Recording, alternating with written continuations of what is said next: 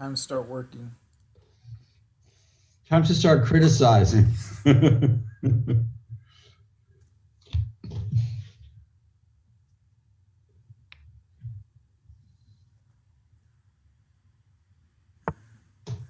And good evening, everyone. Welcome to the Mechanics Institute and the Tuesday Night Marathon.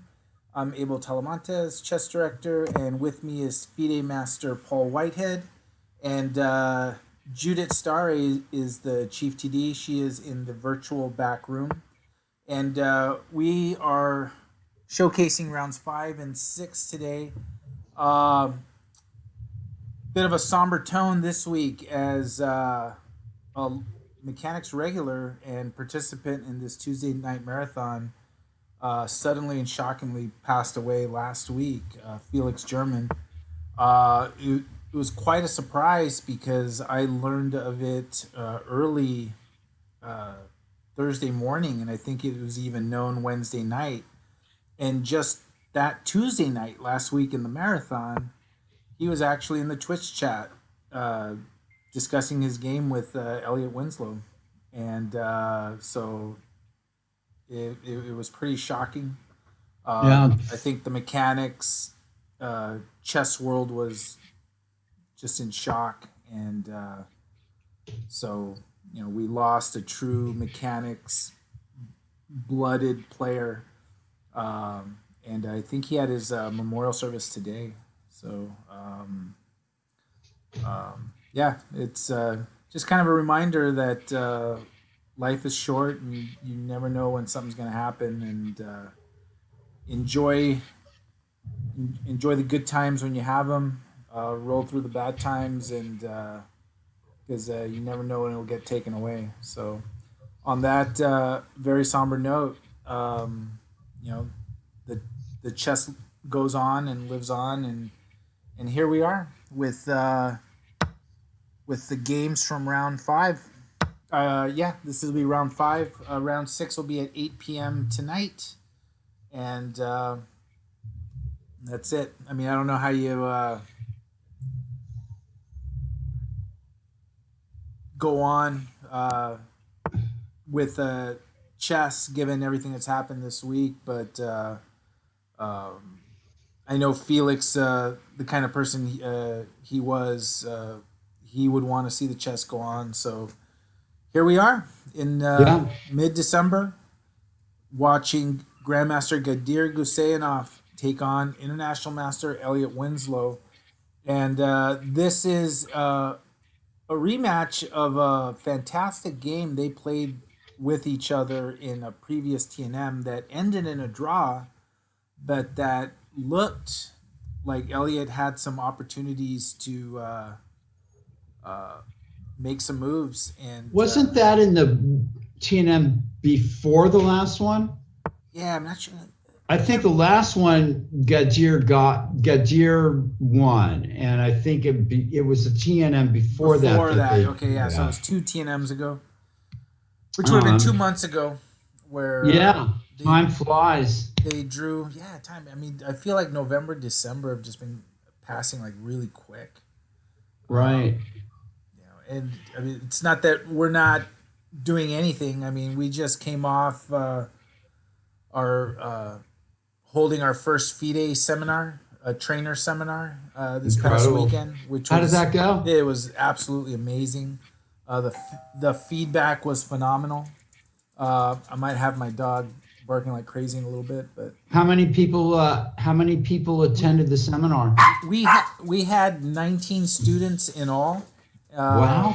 And I mean, what was interesting is the range of the students. I mean, we had grandmasters to coaches of beginning scholastic players to coaches of people that have become grandmasters, to streamers and organizers, and we had it all.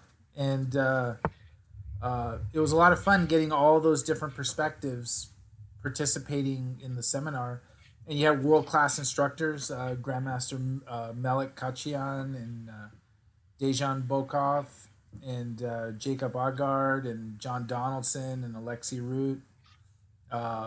Incredible. Yeah, and it was And Judith Starre. Judith Starre, yeah, and Did you lecture on anything or yeah, I gave a half what was hour. your What was mine? So yeah. we talked about uh, what is the role of a trainer, right? Because this is a FIDE trainer seminar, right? Right. So when you think of, and let me just flip games just to Yeah, well, this is a great looking game here between Gadira and kind of Elliot. sharp, huh? Little Yeah, sharp. at some point we'll get to the games real soon. I hope. And so I just, I was the very first person on Friday Another afternoon. sharp game here Oh my gosh! with the queens off Actually, though. this will be an interesting match. I don't know how many times they've played, but this should be an interesting game. Yeah, it's a dragon with the queens early off. Kind of interesting. Richter Rouser. Yeah. And you just said, so we're here at the FIDE trainer seminar, but we should define what it means to be a trainer, and is a trainer different from a coach, different from a teacher? Like, what does it mean to be a trainer? What Right. extra responsibilities does a trainer have that just a teacher might? Is the nature of being a teacher more of a one-way relationship where a teacher teaches versus a trainer that really takes in various aspects of a student, not just the chess, but their psychology, their interests, their mental health, their mood, motivation? What does that mean? And does it need to mean the same thing for everyone, right? So, Well, I think. How about an entourage? Maybe every chess player needs an entourage. yeah, and even when you have an entourage, right? Like, is there one person that's more in charge than the rest? I remember I used to watch that show Entourage. It was on HBO. Huh. It was it was a fictional show, but it centered around the sort of the true life of Mark Wahlberg, I think, the actor, who had an Huh. entourage when he was doing his when his music and acting career were rising. But even in that show, he had his entourage of four, but there was one that was sort of like the in charge guy of Right. the entourage. So That's Marky Mark, right? Marky Mark and the Funky Bunch, yeah. Marky, I'm actually surprised you knew that. Marky Mark. Marky Mark. So what do we think here? Kyron Griffith against Yeah, let's talk some chess and we'll get back to this stuff. Let's see. Cohn. So this is board two, Board and two, yeah. two quite strong players. I mean, this is usually, I've tended to like these kinds of positions with black. Just with the queens off, black doesn't have much to worry about here. This is very alpha zero, pushing the pawn to h6. We're not implying anything. I would like black here after the bishops come off in knight e5 or something like that. And Better. here we go. But anyone watching in Twitch, you can click on that link and see the pairings and the standings for the round. Let's take a look at board 3 if we can. Sure. Which is here, and this is Nathan Fong against National Master Arun Dixit on board 3. Just confirm that is correct for board 3. So these are some strong players. Yeah, it is getting tough. And speaking of strong players, this weekend we will have the 2-day John Donaldson Championship at the Mechanics Institute online. $2,000 prize pool based on 50 players. Wow. And the registrations are coming in. Jim Tarjan is playing, as is Lenderman. Nice. Are we broadcasting that? We are going to broadcast select rounds, yes. And Okay. one thing we are broadcasting on Saturday night is International Master John Donaldson himself has agreed to play a 1 hour arena. And Nice. it is open to registrants in the tournament. So Very cool. if you registered for the tournament, you are in the arena. But What's the time control? game in 5+2. Uh-huh. So he was good with game in 5+2. So yes, hey Alexi and John Donaldson Arena. Like I don't think the world has ever seen that. So we're pretty excited. I don't know how. Is John playing in the tournament himself? No, he's got other stuff going on, so he couldn't play in the tournament. So because he couldn't play, he said he would do the arena, which was very gracious. I know he's extremely busy. Who is Chess Bay 94's biggest fan, P? That's playing in this game on board 3. That's Nathan Fong from UC Berkeley. Okay. Go Bears. So we have one of these again. Position of white's got some dynamic possibilities. Black seems to have some static advantages based on the C file and white's double pawns. Let me go back to board 1 here. Yeah. Oh wow, I can't do that. Here, hold on. I might have to fix the board in a little bit, which I can certainly do. So this is Elliot's, and the positions become locked up on the queen side, very typical of these Richter-Rauser kind of positions. Let me just fix something here. And white, black hasn't played h5, and so often black plays that move to prevent white from putting a piece there, which white has done now with the knight on h5. And the position's gotten locked up. There we go. That looks good now. Looks good to me. Yep. Yeah, it's interesting. Elliot might have tried, instead of playing a3, he might have tried pawn to b3 and then playing I don't know. So what happens here if black plays queen d4? White is going to play c3 or c4 maybe. And then it's a little worrisome that this knight's on h5 with pawn f6 possibilities and queen h6 and so on. So Elliot's looking good, you think? Well, looking all right, in other words. It's not clear. I mean, pretty sharp. It's a sharp game. And Gadir has not used hardly any time, so.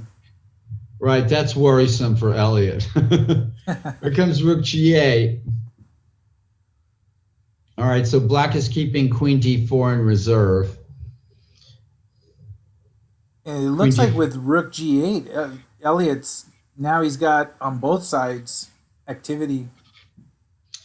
Yeah, but okay, so yeah, and coming up is maybe bishop g5. So this is a smart move on Elliot's part.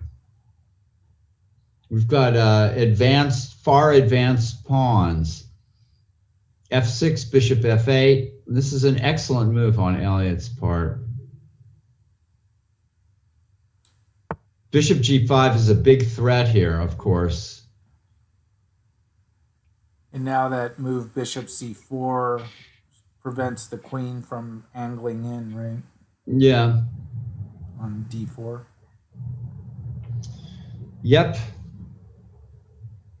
Sharp game. I mean, black can take on f5 now, maybe. I'm rooting for Elliot. He's the hometown hero. And speaking of hometown heroes, we sort of have a couple of them here with National Master Mike Walder against Javier Silva. So I should know what opening this comes out of, but I don't. Let me hazard a weird guess. A Panov Botvinnik attack. That is correct. Very Wow, that I'm impressed. I just impressed myself. good. Karo Khan, Panov attack. I mean, this might even be some still book for all I know, but I don't know it. So a lot of moves played, or maybe Javier knows it because he's still almost at 29 minutes. Right, right. So what's the move here? Rook b7 or bishop goes back? That's the question. Or bishop to b8, maybe even. All kinds of strange looking moves here. Is this board 4? Javier and Mike Walder, that is board 5, actually. Okay. We've got some tough struggles here. Where is board 5? Board 4. I don't have board 4 up. Let me look for it. I may have to go pull it up. So the FIDE seminar held online. Interesting. Like everything is being held online now. Yeah, it worked really well, actually. I thought. Right. Actually, yeah. Alexi had a really interesting seminar where, because the lectures are in like 2-hour blocks. And what she would do is she would lecture on a topic and then randomly sent a group of like 3 or 4 into separate breakout rooms to discuss the topic.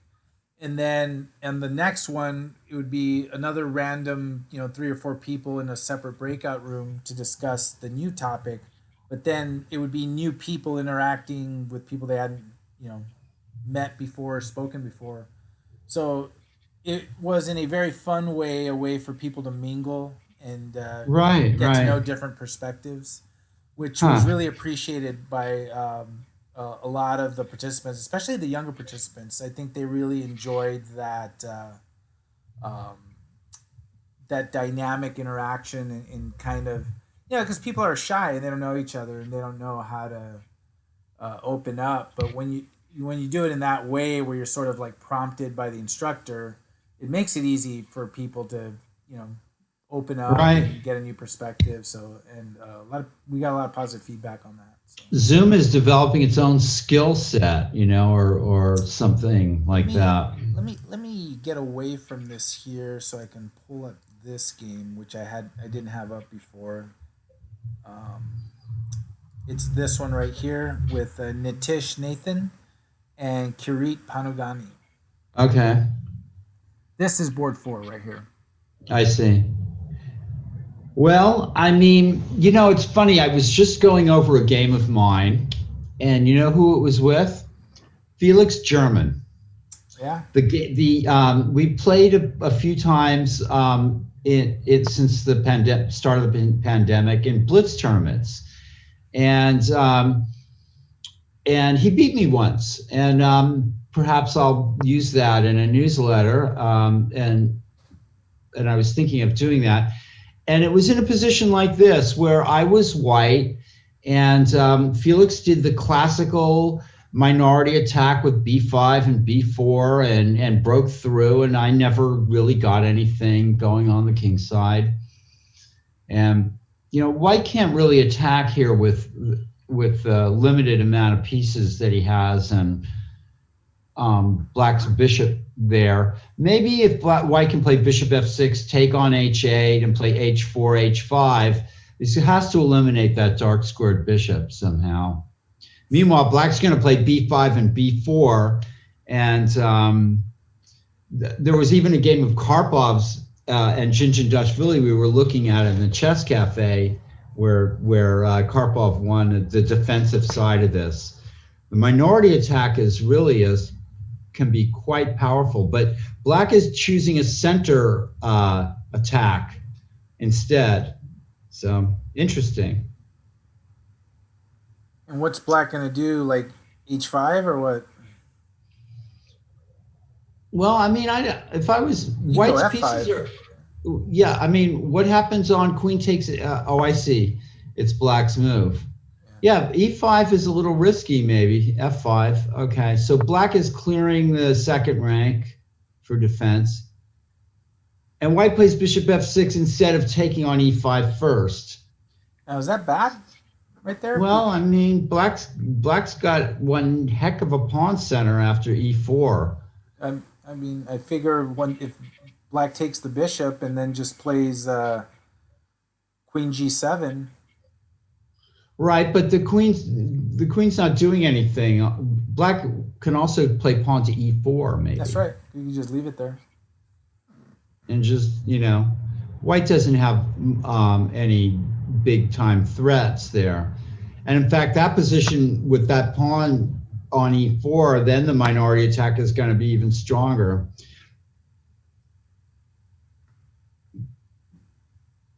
Pawn e4, I suppose.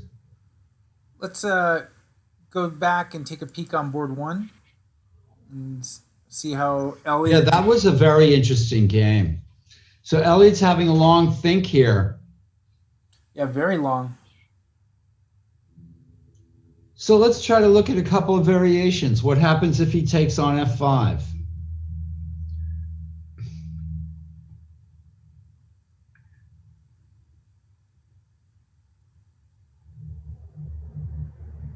I mean, I guess white will take back, or maybe he has something else. What do you think? I think he plays queen d4. I'm not sure about that.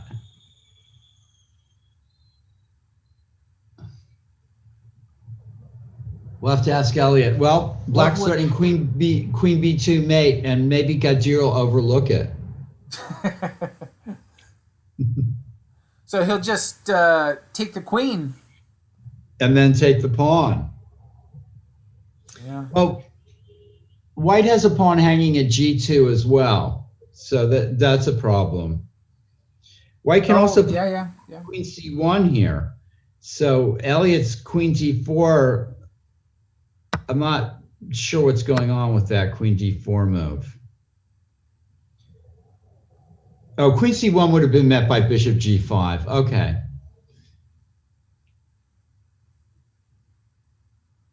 And there's a lot of people watching Elliot's game. It has 42 observers. Right. How nice. Yeah. White's playing very quickly and confidently. I mean, I guess black is going to take back on e6, and then white's going to defend the g2 pawn in some way. What do you take it with? The bishop or the pawn? I would guess the pawn.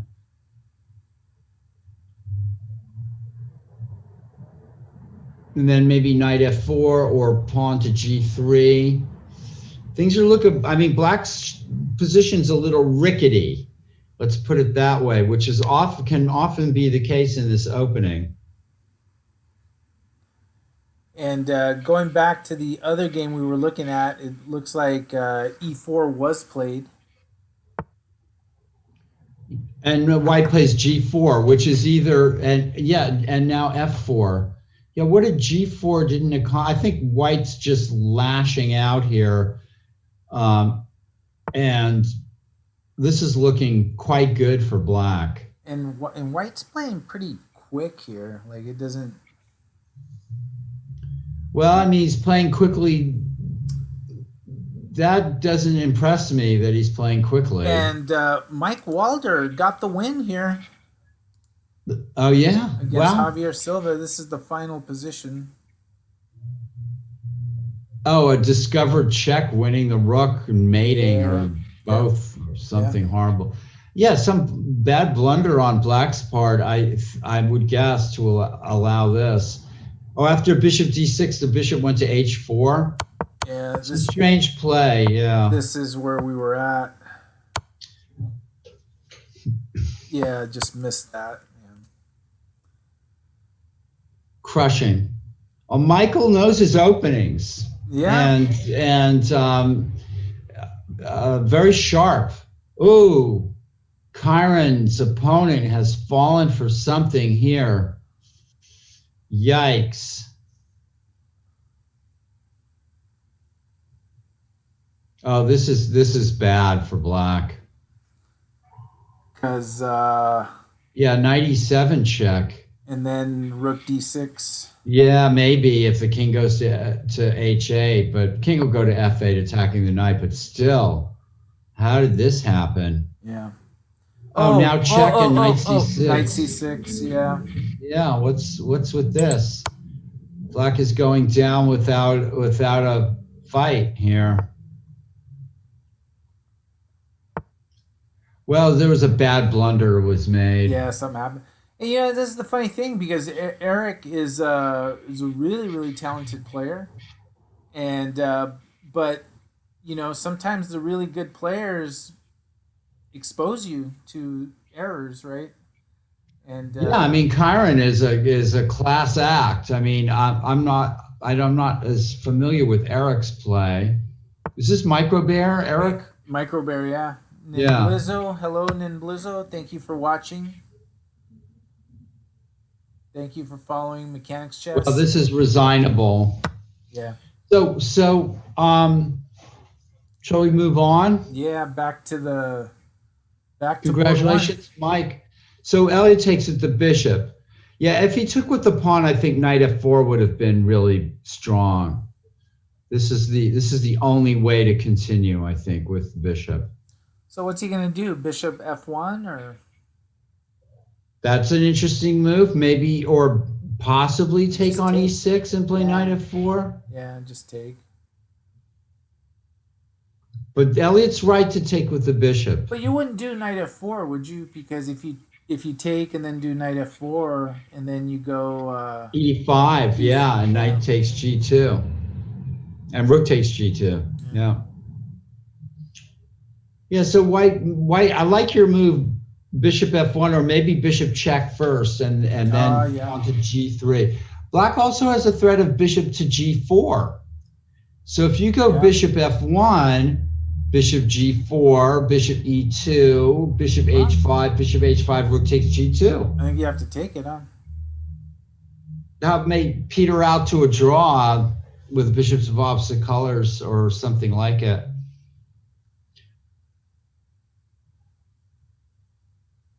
Wow. Gadier's having a good think here, and I think that's because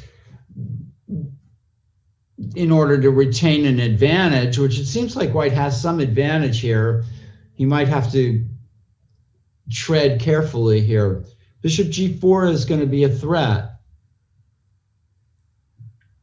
And go checking back on this game real quick. And Kirit Panugani has gotten the win here. Yeah. Nitish is just playing too fast. I mean, he's been doing too this fast and without sort of, yeah. And Chiron's probably registered a win too. No, that game's Some still of these going. games are going quickly. Look at this position. This is this is Akko Hidari against Andrew Ballentine. Well, this Andrew is getting tied up into knots here. All white has to do is bring a rook to the third rank, and it's bye time. He knows black's the bishop and still on c8, rook at a8, locked in there. Yeah, I mean, black might have defensive resources, but if white can put a rook on the third rank, it's over. Rook coming over to g3 or something, or maybe rook d1, d4, h4 or something. And here we have Pudor Ramaswamy against William Sartorio. Black might be in some trouble here. I always like a knight at d6, or e6. Especially when you got a pawn there protecting you. Yeah. Oh, maybe f takes e5, knight f5.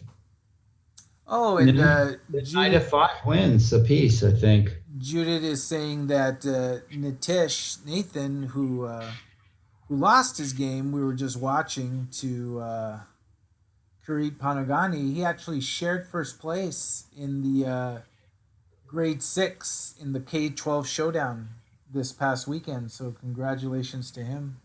That was a mechanics event? That was a U.S. chess and chess kit event. Wow. Okay.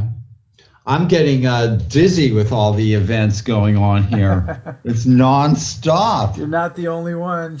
Yeah. Well, you're contributing to it. Yeah, it used to be there was like 5 tournaments a year, and now now we're going gangbusters here. Oh, why are we already know what's going to happen here. Yeah, this is quite awful. This is you know what? Let's stay here because okay, we've had material traded down, and here we are. Okay, interesting. Javier let the bishop get taken on c4 in order to gain. This is very interesting. Look at this aggressive center play here. Switching it up on black really quickly here with knight f4, allowing to take on c4. And then Elliott played rook c8 and now e5. Wow, that's kind of unexpected play by white. Very dynamic. Very dynamic. I like it. It looks like a pretty good move. I mean, that's yeah, and also just the whole approach of the game looked like it was going a certain way. Maybe black's rook c8 was a little bit of a lazy move. I'm not sure. I can see why it was played, though. I mean, it attacks the pawn on c4, and if black had played bishop f6 to stop e5, then knight d5 would have been very strong. So, but now the question is, what's black going to do? I mean, if d takes e5, rook c4, then just rook e1 or knight d5 wins the bishop on e7, and this is really making the rooks work, this pawn e5 move. It's a nice move. And it's a very good plan that Javier chose here, leaving the bishop on c4 hanging. And very unexpected. And he's putting Elliott to think, and he's starting to have not so much time to think as much as he would like to. Okay, so king f8. This makes sense. I'm guessing knight d5 here is the move. And then maybe rook c4. No, rook c4, e d6, bishop d6, knight f6. Black is let's see, that's interesting. Rook takes c4.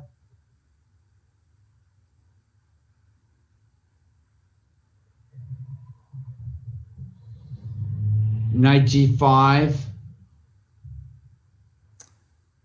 And I'm just noticing in the chat, hello to Gonzalo from Uruguay.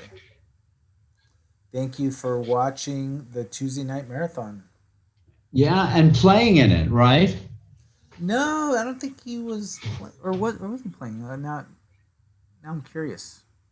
Okay, we have Mike Walker in the chat saying rook d4 couldn't have been playing. D takes e and black is better. Maybe because if rook e5, bishop f6. Well, I'm thinking knight d5 here. Oh, that's right. You need USCF membership. Yeah, it's USCF rated. Right. Pretty soon they'll need Uruguayan membership for us to play. Or it'll be like Star Trek, right? You just need Federation dollars, right? It's like yeah, that's such a great idea. Credits or whatever it was. And knight d5, rook g2. This is interesting. Wow, Okay, so Gadir E6. throws in e6. So what's the threat? Knight d5? It's almost vague, this move, because, okay, white trying to keep black with a bunch of weak pawns on the same color as his bishop, and trying to prevent that black bishop from achieving movement. So maybe bishop f6? No, then knight d5. So rook c4 here, I suppose. And then I guess knight d5 or g3 or something like that. Michael Walder likes black. I'm not so convinced. Yeah, is that right? Wow. So on rook c4, I suggest g3, the slow g3 move. And then the idea is to play knight d5 and continue this dominating rook g5, nice move. Yeah, so rook c4, g3, rook g5.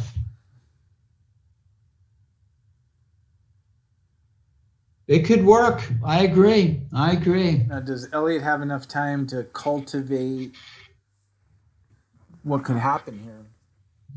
Elliot used to be a funny player to watch when he got into time trouble. He's one of those people that always got into time trouble, and he'd start scratching his head and I remember that. Moving his arm up and down. I mean, I've seen him hang a rook in time trouble. And... Yeah. It's not pretty watching people in time trouble. And now with these fast time controls, people are always in time trouble, I think. It's funny. I like seeing you in time trouble. Yeah. It's, the interesting thing is these fast time controls, I mean, younger players are not learning the end game as much. Yeah. And not getting that analytical thing going where they can deeply study end games. Well, especially now with the blitz, right? With online play, we're not seeing game in 2 hours with right. Rook c4. We're calling it G3. G3. I called it, and now let's see if Rook G5 is played. It's an excellent move. If it's played, it probably deserves 2 exclamation marks because Rook E5 is the follow up to it as well. Very strong move. Wow. Yeah. And he plays it. Fantastic. We're seeing some very good play here by black. Knight G3, white's continuing to try to restrict black. Notice the black bishop, white's trying to restrict the black bishop. Still difficult game. Knight D3 is a good move.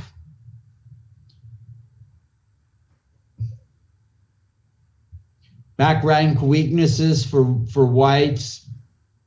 Both the kings are still sort of insecure. Maybe we should move on. Yeah, let's see. My favorite, yeah. Let's take board 3. Is it possible to get USCF rating for foreign players?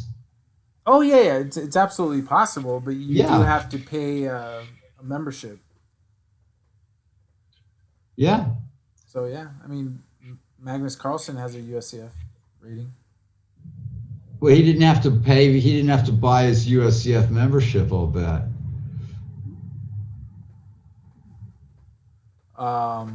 Probably not. Probably not. I'm guessing that was covered for him. This is a very good struggle, this one. And the time is like equivalent. Yeah, this is a very, very interesting struggle. very complex positional kind of thing. White would like to sacrifice his pawn on c4 to increase the range of the bishop at c2. But, you know, both players have their pluses and minuses and weaknesses here. White's looking for a shot, you know. C5 is a good place to start if I'm white here. And black plays bishop a6, so white should just play c5. And there goes the pawn, and maybe black is just much better. I'm going to go to board 1 only because Elliot's down to 3 minutes. I think we should stay on this game and just see how it develops here. All right. All right, so you don't want that knight forking your pieces. That donkey. You don't want that donkey that forking the pieces.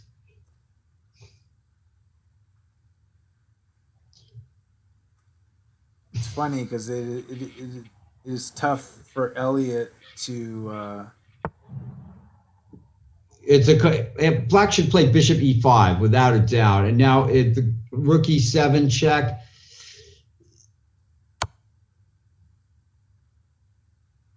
I don't think white has anything forcing here. He's maybe bring the other rook down to. The white pieces are better than the black pieces. There's no doubt about that. You know, black could even throw in pawn to b3 at some point to free up the rook. And then if c takes b3, rook c3. And so there's some dangers here for both players. Very, very, very interesting game. And this pawn to b3 might prove to be a valuable resource for black.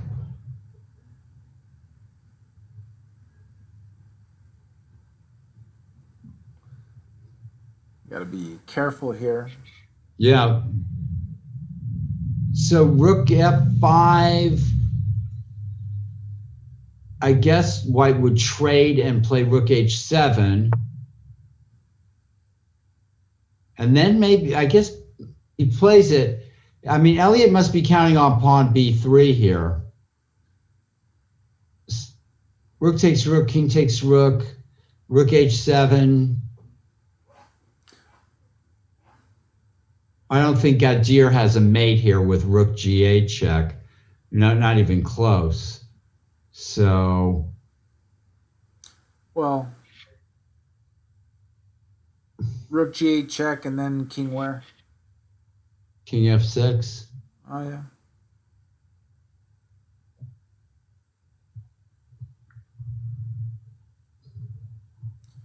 Elliot is... Oh, I see. That's right. Rook e6 check, huh? That's Kyron Griffith in the chat. Right. Congratulations on that win. Nice knight fork in your game. Rook e6.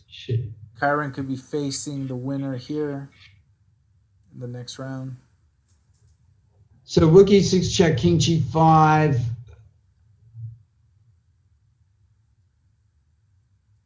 Rook e6, rook f6 just loses to knight takes e5 check. Yeah, I was looking at king g5, h4, and knight f2 mate. No, it's not mate.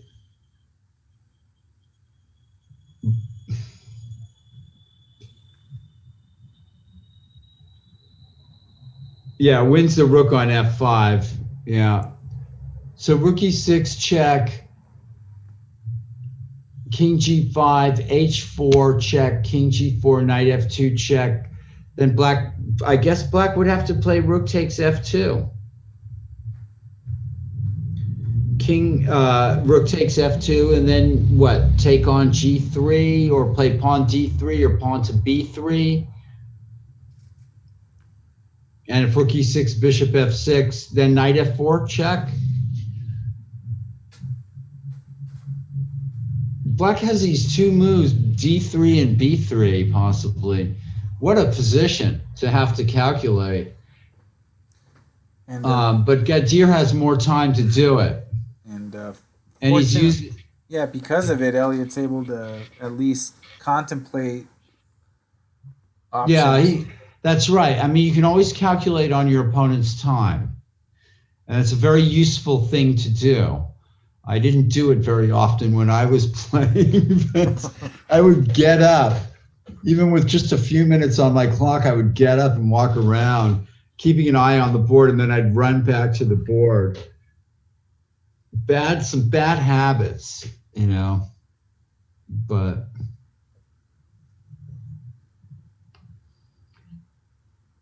you don't have to be at the board to calculate variations that are going on in the game. So, Kyron, what happened in your game? It looked like a blunder allowing 95 and 97 check.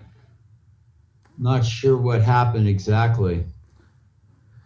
You were just saying tough players make it look easy, because I know beating Micro Bear is not easy. Yeah, 2 blunders in a row. Yep. Yeah, I thought H6 by 14 by you was very alpha 0. It's gonna be like the new verb. It's like, it's not even good. You just say it's very alpha 0. So rookie 6. Rookie 6 check is played. I think King G4 looks like the move. Or Bishop F6. Well, Bishop F6. Okay, so Knight F4 check.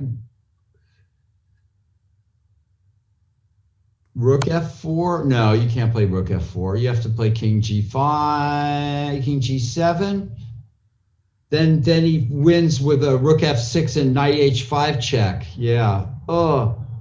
King G5 is forced, I think. Elliot might have blown it with Bishop F6, I think. Yeah.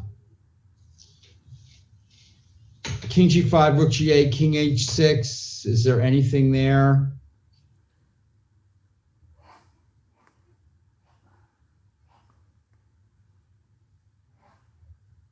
King G5, Rook G8, King H6.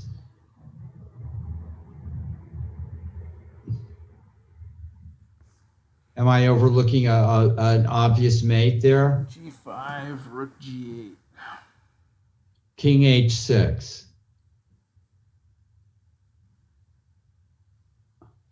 Elliot down to almost a minute here. Well, he has to play King G5. King G7 just loses on the spot. Maybe King G5 loses on the spot too. This is just now Rook F takes F6. Yeah.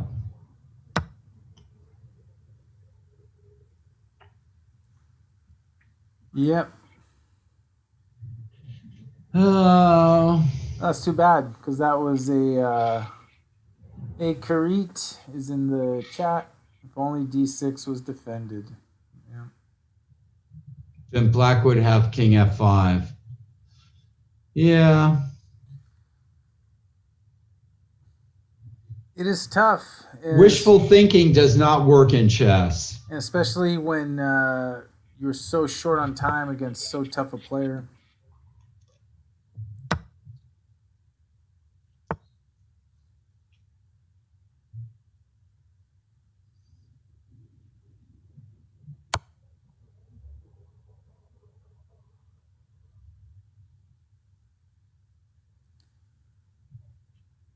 Followed by Rook takes D6. That is it. No good.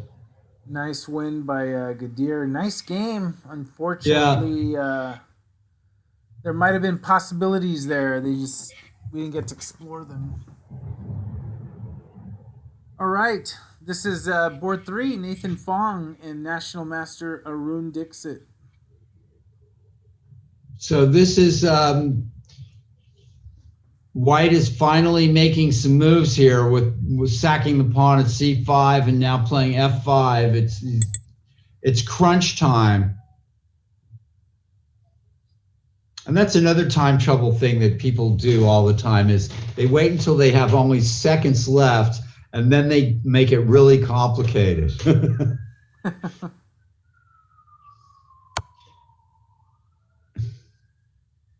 Yeah, white it does have some chances here for sure.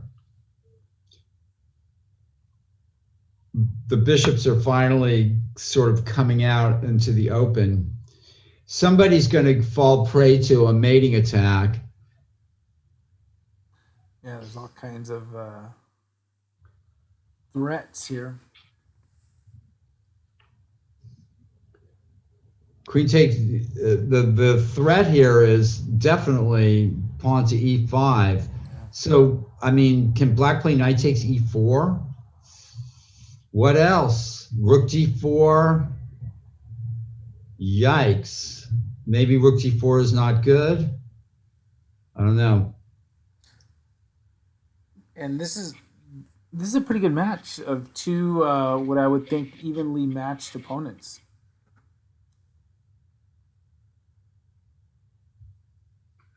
I mean, the threat is e5. If black can't play pawn e5 because of rook takes d6.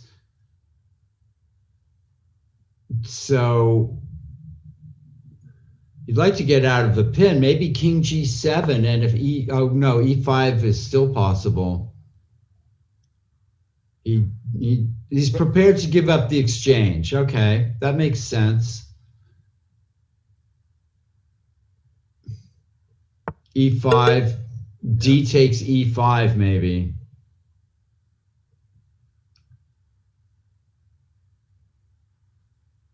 Something tells me white should be, he has to watch out for mate on g2. So what if d takes e5? I don't think you want to play f takes e5 because of rook check, rook f2 check. And that just wins. So you have to take with the d pawn.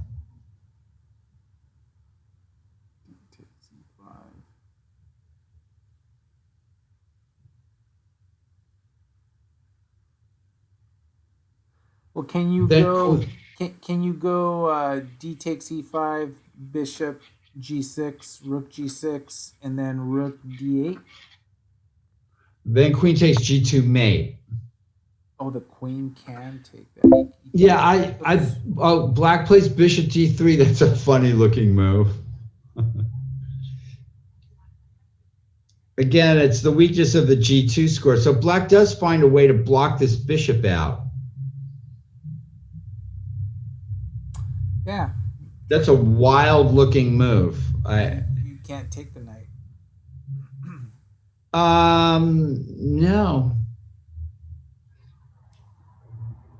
White needs a good tactic here. It wouldn't surprise me if it was here, but where exactly, I don't know. If bishop takes c5, then bishop takes c2. Or even maybe queen takes c5 check. This is a stunning move here. Very nice. Yeah, pretty creative.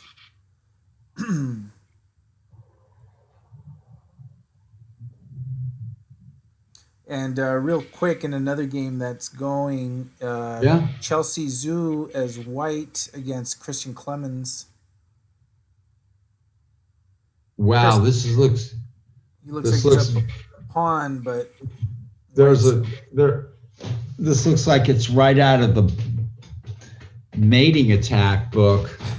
I mean, knight f6 check, king f8, knight h7 check, king g8, knight f6 check, and then rook h4 maybe. Yikes. This can't be holdable for black, I don't think. What was the previous pawn? I mean, this was the position here. Right, d5 is a great looking move. Yeah. All right, so let's find the forced win. There. And that it's knight f6 played. Yeah, I'm wondering, maybe knight h6, king f8, queen h8, king e7, rook e6 check. there were some various possibilities there. All right. No harm doing this, though. I mean, you can play knight takes h7 check free of charge. I think there might have been a knight check, king f8.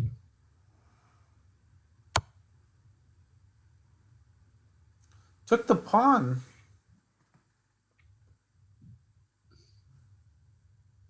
Well, king e7 is too risky, although it could be played. Then rook e6 check, maybe.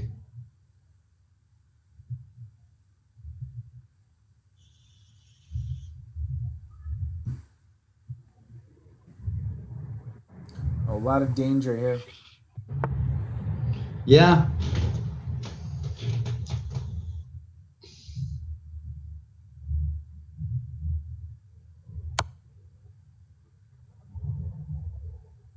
Knight f6 check, king f8. Yeah, rook h4, that's what I was originally looking at. e4 maybe? And then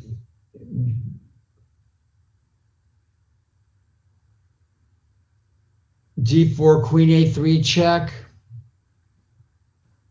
White probably wins the exchange.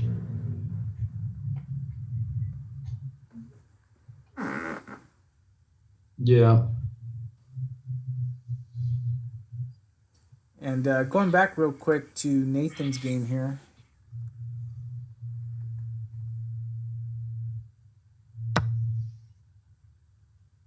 Oh.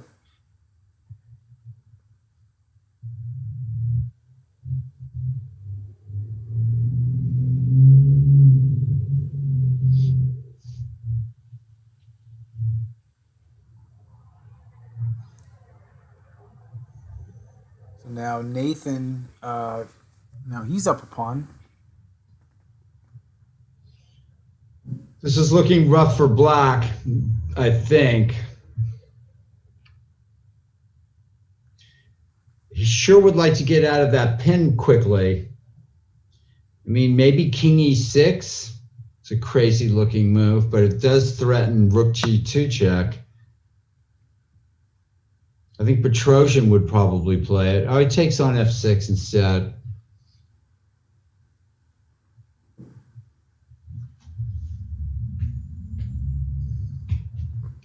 Both kings are sort of exposed here.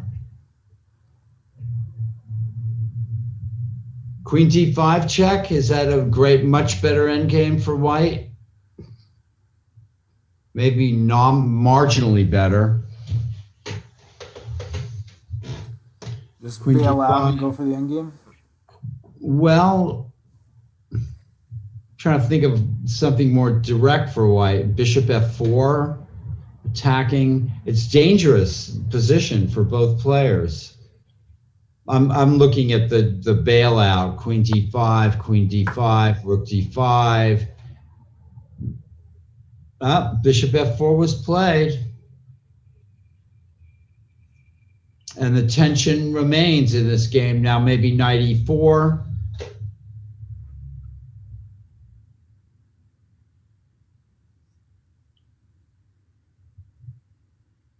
The player who can maintain the tension and sort of keep their head often will prevail in a chess game.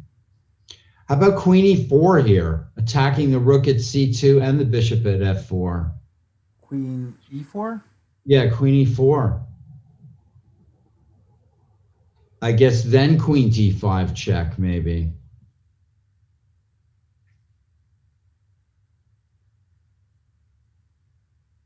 It looks like white might have to play queen. I guess rook f2 is possible. There it is. Maybe rook f2 here. And then knight d3. That's not very convincing. So maybe white should play queen d5 check now. He did get the free bishop f4 move in, and that helps his game a lot. Oh, does that work? Knight d3? What's going on here? Knight d3 looks quite strong.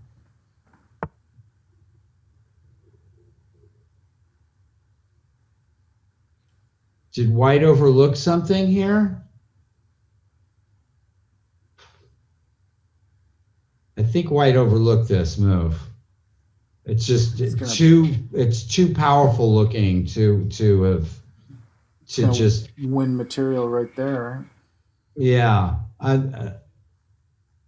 It's odd that white played rook f2 so quickly. Queen d5. Maybe young players don't always think about trading queens like us old folk do. You know, my first instinct is to trade the queens. There, danger, watch out. You know. So is he gonna have to just take it off the board there? Yeah, I mean, and then white's lost the exchange, right? Yeah, I mean. I think white just overlooked this. That's my feeling. Just completely overlooked knight d3.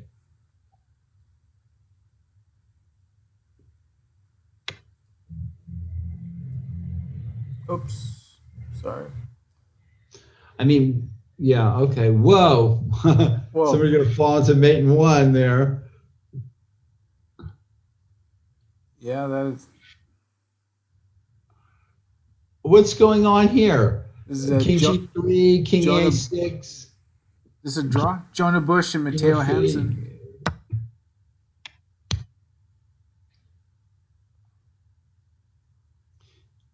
There.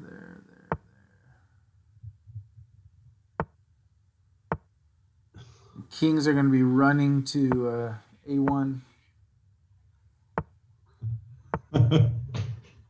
And now you just lock out the king, right? Yeah. All right. It was the first player to sort of control the b2 square. Yeah. Back to, let's take a look at this one. This was Chelsea and Christian Clemens. So white did win the exchange and now has a, probably certainly a technically winning position. Let's go back to the other game with Nathan Fong and Arun Dixit. So white played rook d1, queen f4, and now I guess rook takes d3. Is there a problem? Then queen c1, king h2, maybe a draw by perpetual check or something. Queen c1. And time is of the essence. It's not a sure draw, is it? What's white thinking about here? Rook d3. Queen c1, king h2, queen f4, pawn to g3.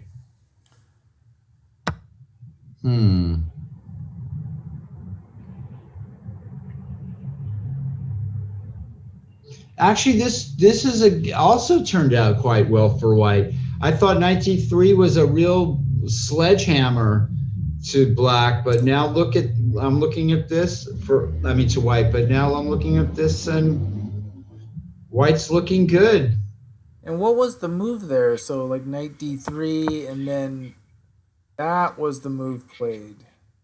Rook e2, yeah. So wait a minute. So if knight f4, queen h7 check. Okay. Let's take a look at that just for a second. Knight f4. Well, I guess queen h7 check. We do rook g6 check? No, because then queen takes g6. Oh, that's right. That's a tricky little move. But knight f4, queen h7 check, rook on 8 to g7, and then queen takes g7 check, followed by rook takes e4, and white's the exchange ahead.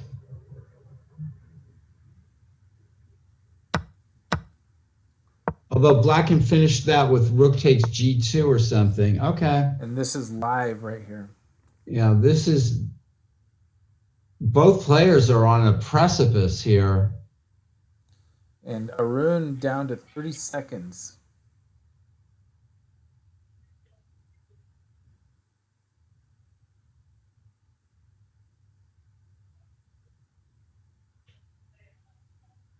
Complicated.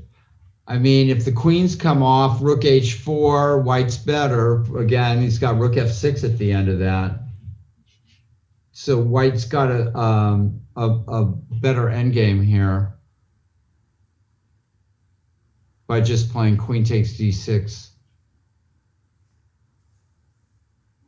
Might be looking for a forced mate.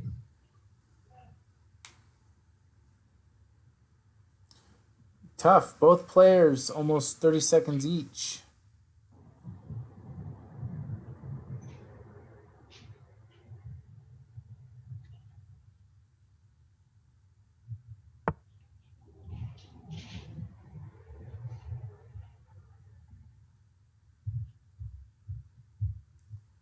Risky move. Rook d4 played.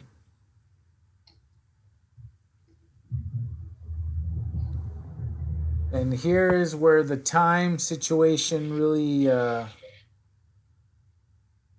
could tell the tale.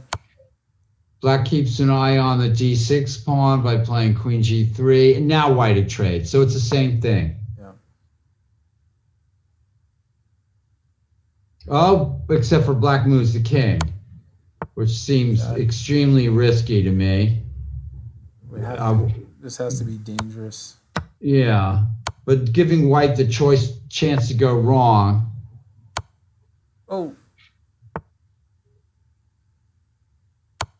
Oh, that's a shot and a half. Is there anything? I'm not seeing anything yet for white that's clear here. That pawn on f6 is such a great defender. Black benefited from this, I think. Although there goes the queen side, and that pawn's on it. Yeah, maybe not. White wins. Yeah. Yeah. Oh, but this is hopeless. Wow. Very nice by Nathan Fong. A nice game.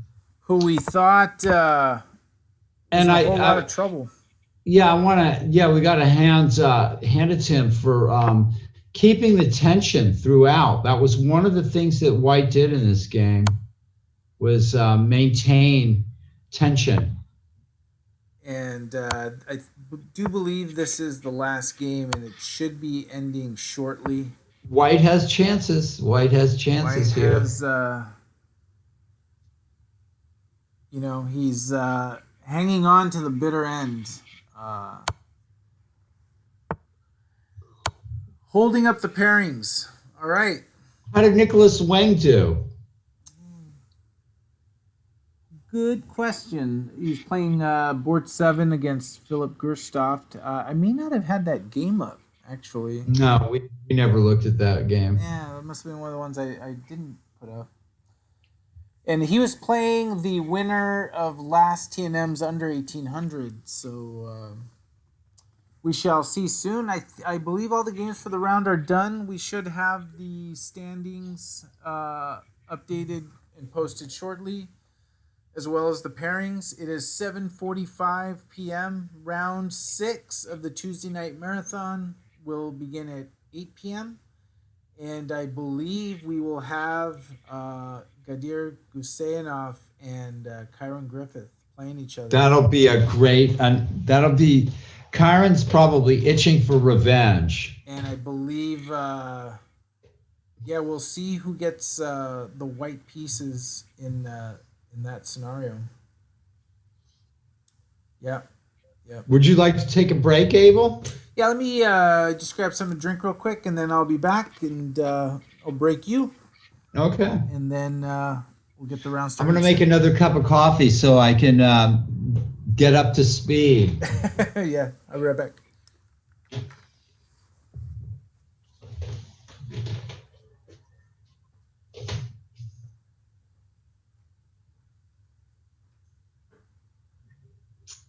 Thanks, folks, for tuning in. This is we've just witnessed the 5th round of the Tuesday night marathon, an 8-rounder tournament, traditionally held live at the Mechanics Institute, and now just held online. A tournament started back in 1972 by the chess room director at the time, Raymond Conway, during the Fisher boom. I imagine I joined the club myself in 1972, and I'd walk into the room there, crowded with chess players and people discovering chess for the first time, like me and my younger brother, Jay, who went on to become an international master and play in 2 U.S. championships, and win the U.S. Junior Championship. And so this tournament was started back then in 1972, and it's continued on under different leaderships: Max Wilkerson, John Donaldson, and now Abel Talamantes, taking it into the ether, the internet, during the pandemic.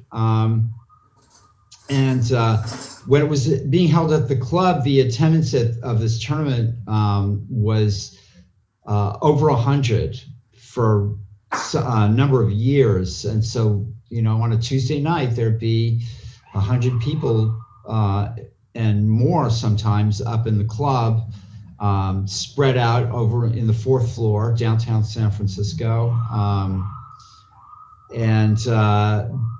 Now it's held online, and we're holding it 60 players, which I think is quite remarkable during these times. We have visiting players like Javier from other countries playing, but we also have kept a real core club presence as well during this time, which is remarkable, and due in no small part to Abel Talamantes and Judith Starre have just been catapulted the club into this new era, and here we are, and this is an 8-rounder, and so in a few minutes it's going to be round 6, and it looks like Javier is leading with 5 points. Is that right? 5 out of 5. I think he's romping through the tournaments. It is, Kyron Griffith and Javier. And Nicholas Wang must have won because Elliot is on board 2 playing Nicholas Wang. Okay, so that's a rematch of sorts. And Michael Walter called it. He's playing Eric Hong on board. You should have heard me, Abel. While you were gone, I was waxing eloquent about the TNM and everything else. Round 6 is coming up, and buckle your seatbelts. We're going to put our foot on the accelerator. It's going to be a Formula One level out of the gates. This is going to be a pretty exciting round. Did you want to go get your cafe? I think I will. All right. I won't mute my video, just my sound. Just like walk away. Don't turn it what about off. What about the sound? I mean, you can leave the sound. Just be careful what you're doing. I think I'll mute my sound. Yeah, mute your sound. Who knows? I might make all kinds of strange noises. Exactly. All right. So 10 minutes before the start of round 6 of the Tuesday night marathon, live from the Mechanics Institute. We are virtual, and big props and shout out to Judith Starre, tournament director and organizer extraordinaire. She's manually pairing all the games, and she will get the game started in just about 8 minutes. As I said at the beginning of the show, we were in absolute shock last week at the passing of Felix. He was kind of an interesting player because uh, he was like a 1900 level player that could throw punches with GMs and IMs and give them a run for their money. I mean, he was in a theoretically drawn position against Gadir until he blundered in the end in one of our tournaments, and even live at the club. I mean, I saw him beat Carla Heredia in one of our Monday Night Rapid matches, where he had King and Rook, and Carla had King and Bishop, and he was able to win that game. So he's capable of such strong play, and I know he's working with Grandmaster Coach. I think they were working online, and he would just be at all the events. Tuesday night, he'd play the Monday Rapids. With Jules Jelinek, as Mike Wilder saying in the chat, he was dangerous in speed chess, and yeah, yeah. So it's tough to see a player like that meant so much to Mechanics pass, but you know that's that's life, and the chess must go on. So we have 7 minutes till the start of round 6, and this weekend we have the second annual John Donaldson Championship here at the Mechanics Institute. It is 6 rounds, game in 60 plus 5 USCF rated. We're going to have 3 rounds a day, and we're going to have 3 sections. It's a $2,000 prize pool based on 50 entries. So the round times are going to be, I think, 10 a.m. Pacific, 1 and 4 p.m. each day. We will be streaming some of the matches. I haven't determined which. We probably do the afternoon to the last round. And then a very special event on the Saturday night at 7 p.m. International Master, former MI chess director, and current captain of the U.S. Olympiad team, John Donaldson, for whom the tournament is named. He's going to be doing a 1-hour arena for anyone that's registered in the tournament. So he will be playing all comers, those that are registered in the tournament in the arena, and we'll definitely broadcast that. That will be Saturday at 7 p.m. But if you want to participate in the John Donaldson Championship, registration is open. So just go to this page that I am going to put in the chat and come play with us Saturday and Sunday. It's going to be our last regular big weekend event of the year, obviously, because there's not that many weekends left in the year.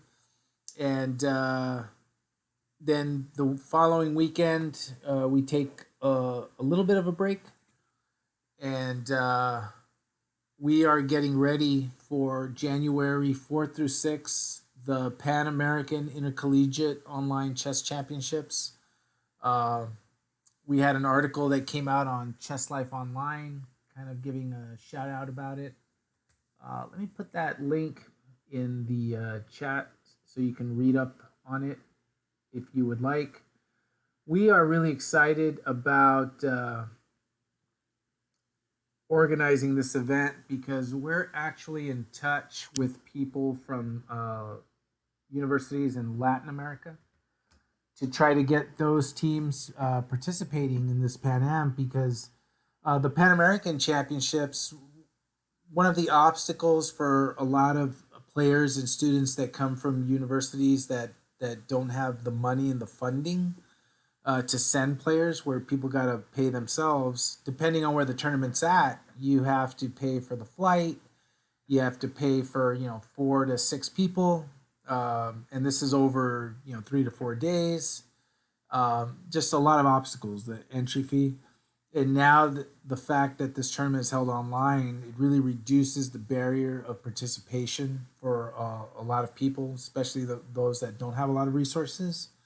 So we're trying to bridge the gap and get participants from those universities, especially in Latin American countries, to participate in the Pan Am. So we're very optimistic. We can have a lot of universities from Mexico playing, as well as all the regular, the powerhouses like Webster and Texas Tech and St. Louis University, University of Missouri, those, and then the traditional non-chess specific colleges like Harvard, Princeton, MIT, UT Dallas for Alexi, but that's a chess powerhouse university, and UC Berkeley. They will be in there, and some of these universities are sending several teams. So we're really looking forward to kicking off the year with the Pan Am. And then at the end of the month in January, we will be organizing the U.S. Amateur Team West online. So that'll be a whole lot of fun. I know we're going to have a lot of people from our TNM getting together with friends and forming teams and doing it online. And we're actually really happy of the 4 U.S. Amateur Team events. The West, us, we're going to be the first ones. So we're hoping that a lot of people that would have even played the East or the North or the South, you can play in the West since it's online. There's no barrier in terms of that. So a lot of things to look forward to coming up at the Mechanics Institute, and we're ready for the challenge.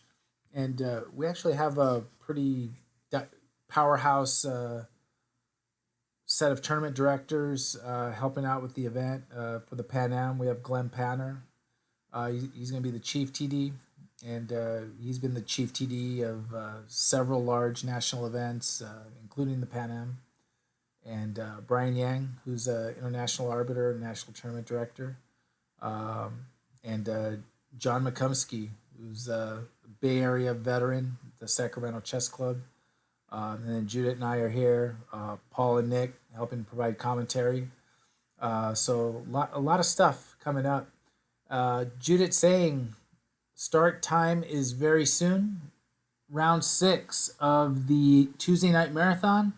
So Mike, go to your computer. Get ready for the games. We're going to have a great matchup on board 1 with Kyron Griffith as white taking on Grandmaster Gadir Guseyanov.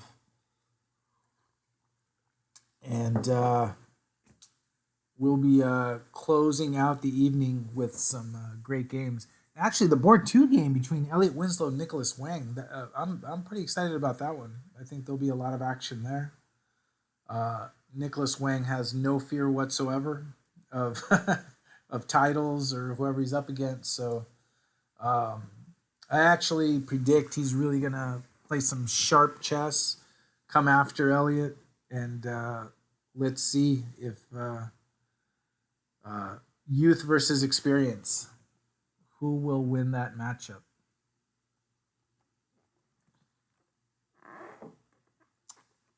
And then I got to get my window ready here to pull up the games, but I think I'm going to wait. I'll wait a little bit.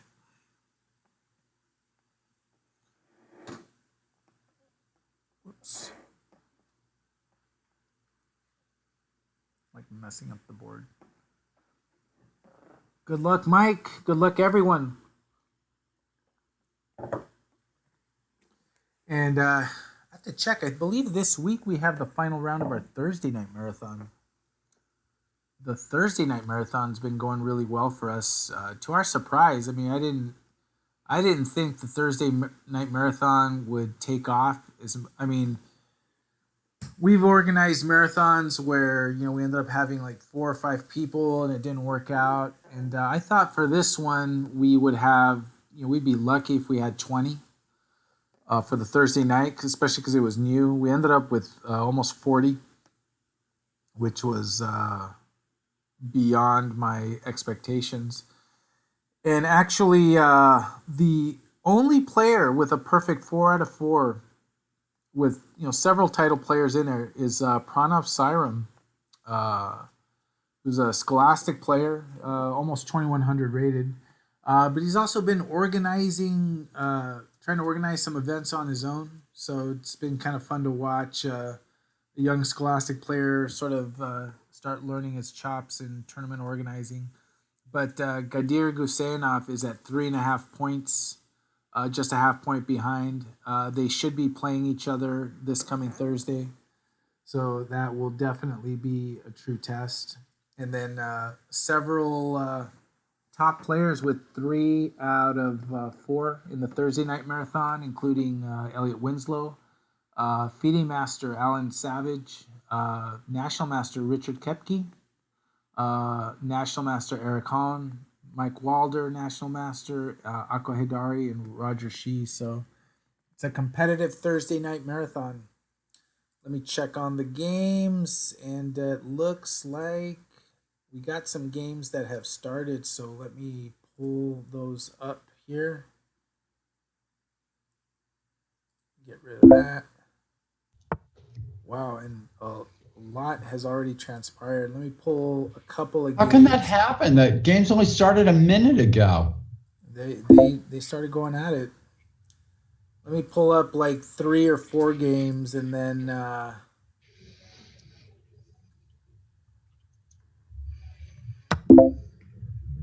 can get rid of a lot of other ones. I didn't make coffee. I just ate. Just stuffed your face? That's okay. What'd you eat?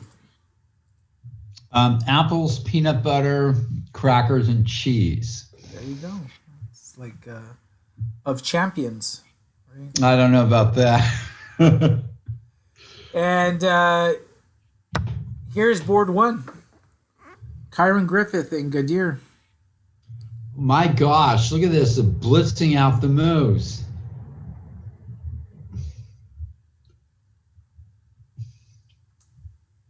So this is an accelerated dragon? Yeah, that is correct. Accelerated dragon. And of course it's theory. It's well known that Gadir plays the accelerated dragon. And it's times like this I wish I knew some theory. So I'll just pretend that I know what I'm doing here. Yeah, give it a try, see what happens. You may even be right. I think we've seen this in a game of Eric Lee's quite a while ago. Is that right? Yeah. They're playing quick. I mean. Yeah. This is some kind of book thing. I mean, Queen E3 is a bit counterintuitive. Usually you don't like to defend your bishop from behind like that. But if bishop d4, I guess rook a2 threatens, and white has no time to play bishop e5 because of rook a1 mate. That's the kind of simple calculation I'm good at. Beyond that. So if queen e5, rook a7, black's going to have some chances on the queen side for the pawn. And that's the thing. He has a pawn right now, but, you know. If I'm Kyron, I would have studied this I would know this like the back of my hand. I mean, that's, because you're playing into somebody's pet line. Well, Grandmasters. I mean, Kyron's the one that's got more time at the moment. I think, Gadir has used this with black and drawn Nakamura. So, right. So he's got a little experience behind it. Yeah, he's got a lot of experience with this opening. And I actually heard, I don't know why that reminded me talking about Nakamura, but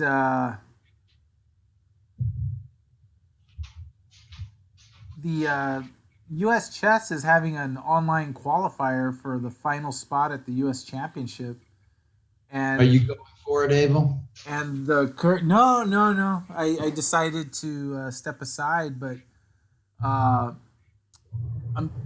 trying to confirm this. The clear leader going into today was Christopher Yu, ahead of Lenderman, Naroditsky, Morad Diabadi, Timur Garayev, Darius Schwartz. How so? What, as a wild card pick or what?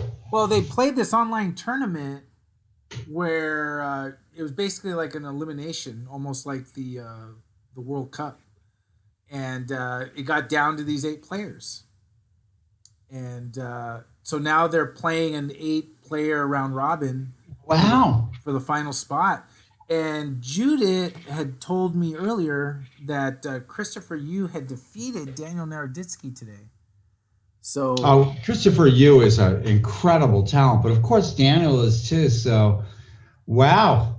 Yeah, there's the chess world's getting shaken up. Yeah, and maybe the time is now for Christopher to have his complete breakthrough, right? Because we knew it was going to happen. It was a matter of when. And I'm the guy is an incredible talent. I mean, there's no doubt about it. He dominated the cadet championship. I mean, he'd be a contender for first place in the U.S. junior itself. Do they have a U.S. junior? Yeah. And who plays in that? I mean, there's some tough players. There's GMs in that. Yeah, sure. I think like Jeffrey Young and. Oh, that's right. Well, who's also can play in the? I think maybe he played in the U.S. Championship. Jeffrey.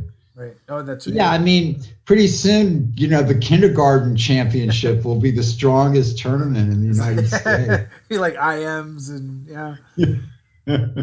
But the thing about Christopher, and let me switch to Elliot and Nicholas Wing.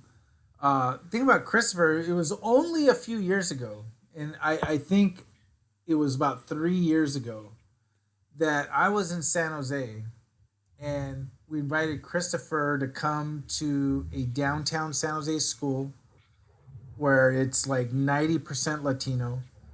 They had started a chess club in this school that the parents would make food to help raise money to help the kids go to tournaments.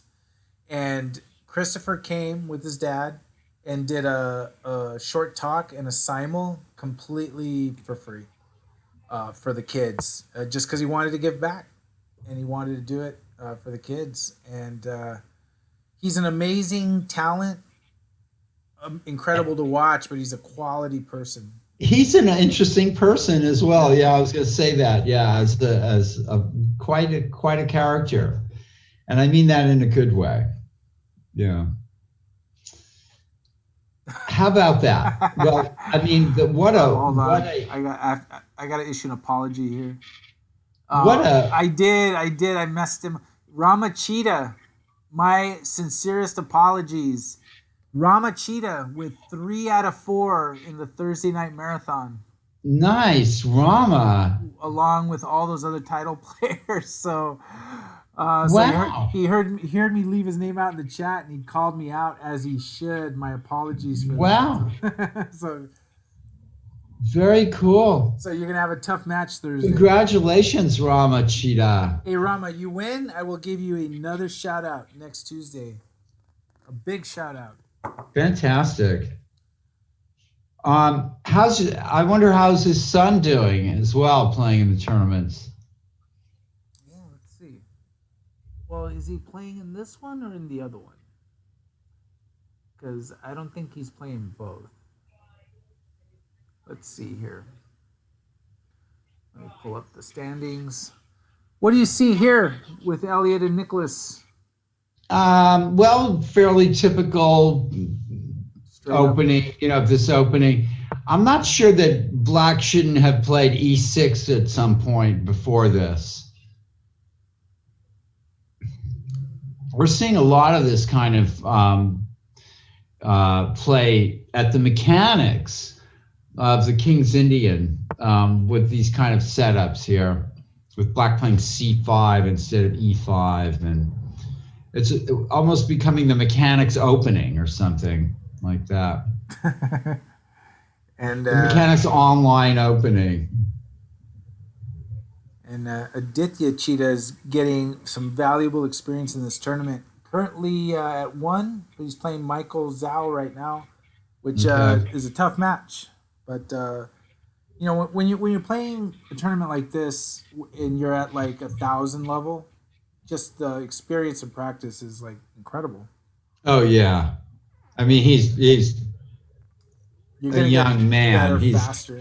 He's got a lot to learn. But this is incredible news about Christopher Yu. Where can I find this information on the internet? And I think Alexi put it in or Judith put it in the, no, yeah, Alexi put it in the chat. Yeah. I see that. Very good. Well, we've had opportunity to talk to Christopher, and he's a great mixture of ambition and humor. I found him to be a very funny young man as well. He has a sense of humor. That's for sure. Let's check on board 3. We're going to check on board 3, which is Eric Hahn and Mike Walder. Okay. There it is. This is going to be a good matchup. Yeah, this is going to be a great round, actually. So Black has a nice game here, without a doubt. This looks like a way that I used to play Bishop B5 check against a Sicilian. Is it a Bishop B5 versus the Sicilian opening? Whoa, look at that. G4. And White's in some difficulty here and is trying to solve it with radically here. Bishop G6, Bishop G2, but then Rook D8. Black wants to play E4.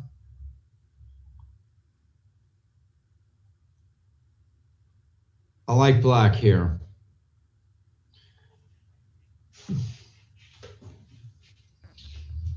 And then board 4, interesting matchup with this is a brother against brother. This is like the Civil War with Kirit Panogandhi against Nathan Fong, both from UC Berkeley. And actually, these are both the players that when we had the UC Berkeley arena on our Giving Tuesday, they were the ones that joined Judith on the stream. And even on the stream, they had to play each other. So they're doing it again. They must be cracking up right now that they have to play each other. So White wants to play King H1 and F4, and doesn't look like much is going to be able to stop that. So how is Black going to meet that?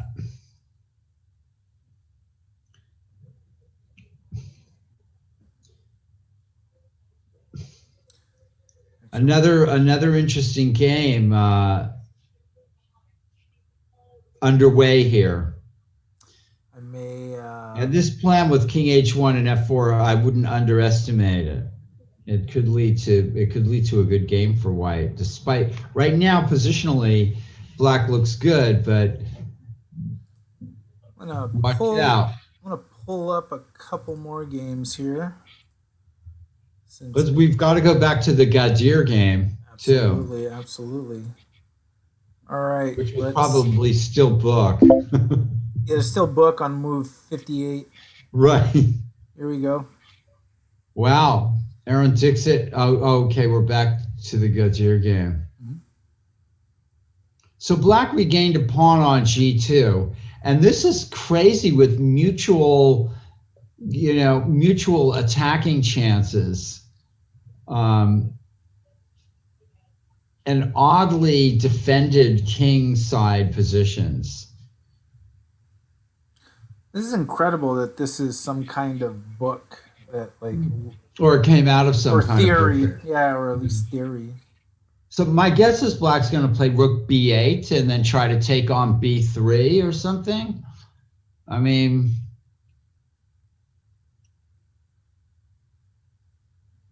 the end game is something White would be happy, but I don't see the queens coming off for a long time in this game. And still a lot of chess to play. Yeah. Meanwhile, White can try H4, H5.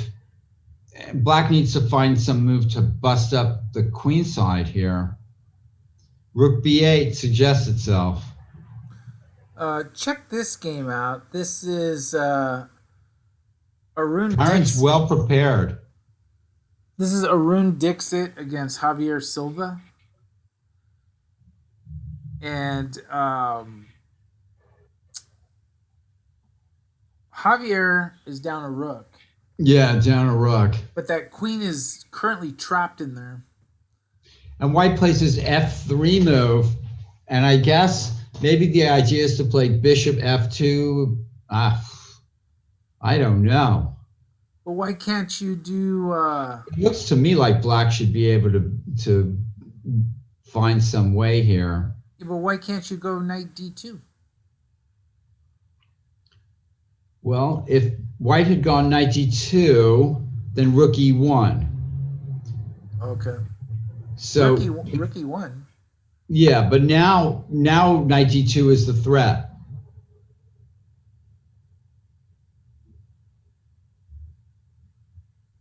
So knight d2 and queen takes f1. I guess there was no way to prevent knight d2. Maybe bishop h6. No, that wouldn't have stopped it. Of course not.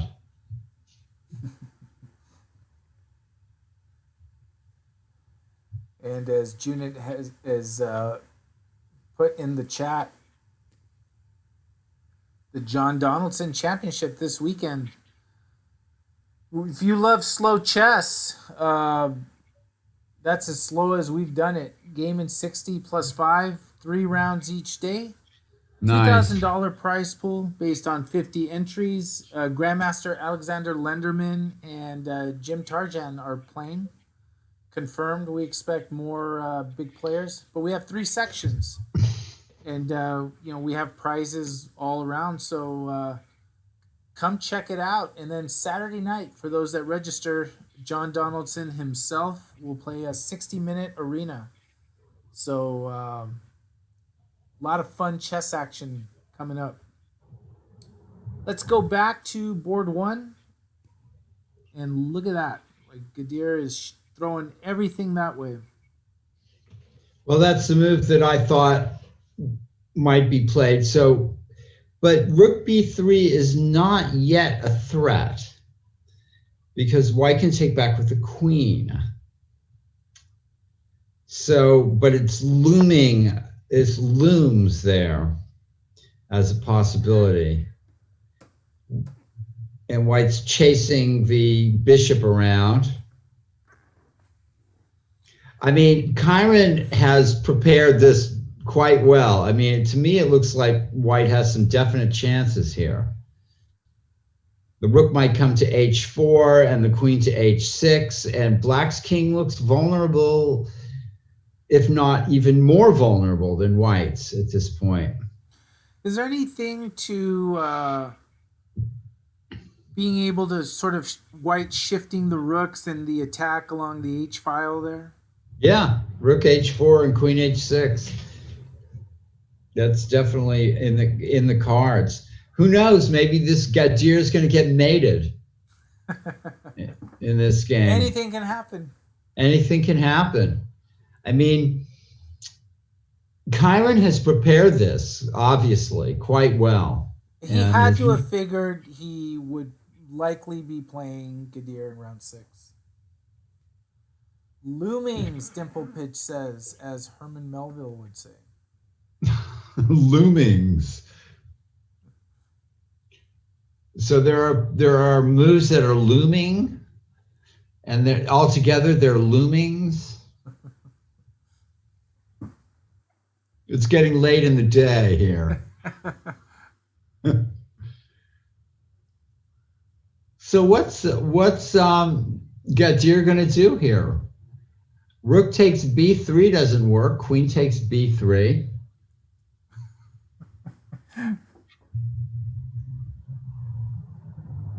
And Loomings being chapter 1 of Moby Dick. How about that? The first chapter. That's right. Richard Hack said first chapter. Yeah. Well, we should come back to this game. Let's see. It's the players are starting to slow down and Okay. and think about what they're doing. So Kyron Right now, Griffith and Kyron's Gadir, chances. you have bored Paul to death, so we're gonna have to move on to Elliot Winslow and Nicholas Wang. I'm liking Kyron's chances. Elliot is on the attack here. I mean, he's not fooling around. It looks to me like White has a very strong attack here. Whoa, look at that. E5. That's a beautiful looking line clearance sacrifice for the knight to come to E4 and eliminate the knight defending H7, the knight at F6. So this is a nice looking move.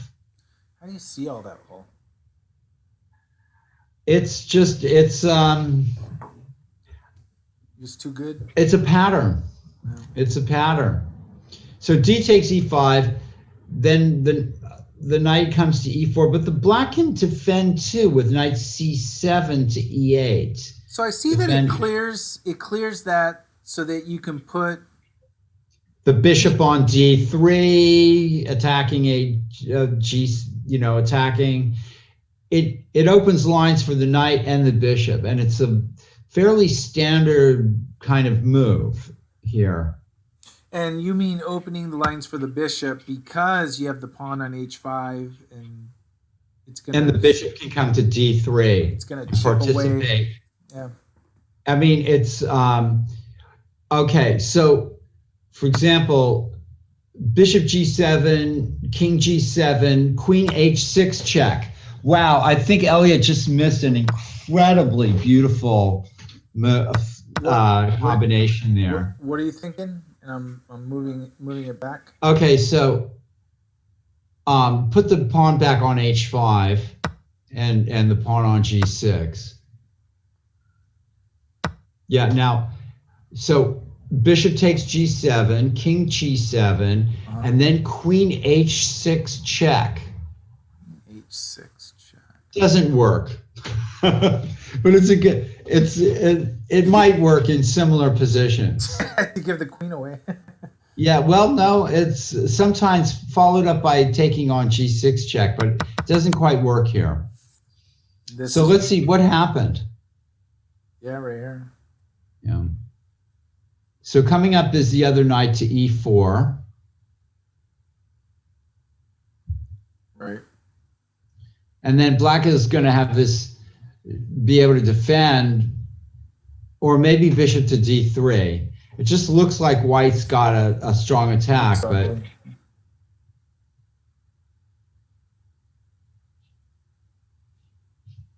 it's not mate yet, right? Let's do a check-in on board one here.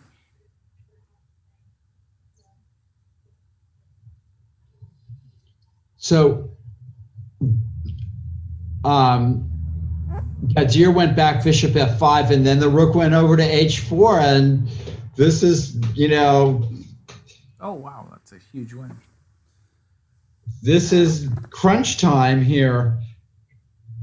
And Queen H6 is a big threat here, threatening mate in 2. And Andrew Ballentine beat Ayan Zaman, which is a big upset and a nice win. The kid is definitely getting better. Lexi's saying it looks pretty good for Kyron. I mean, black needs a defense against Queen H6 here.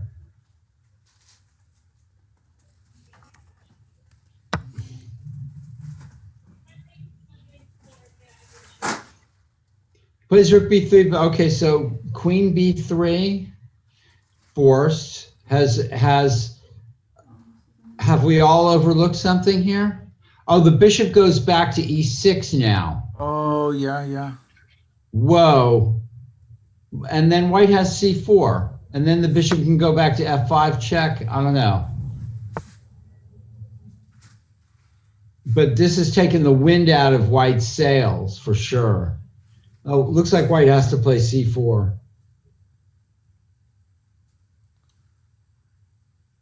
And even the rook on h4 is defending c4.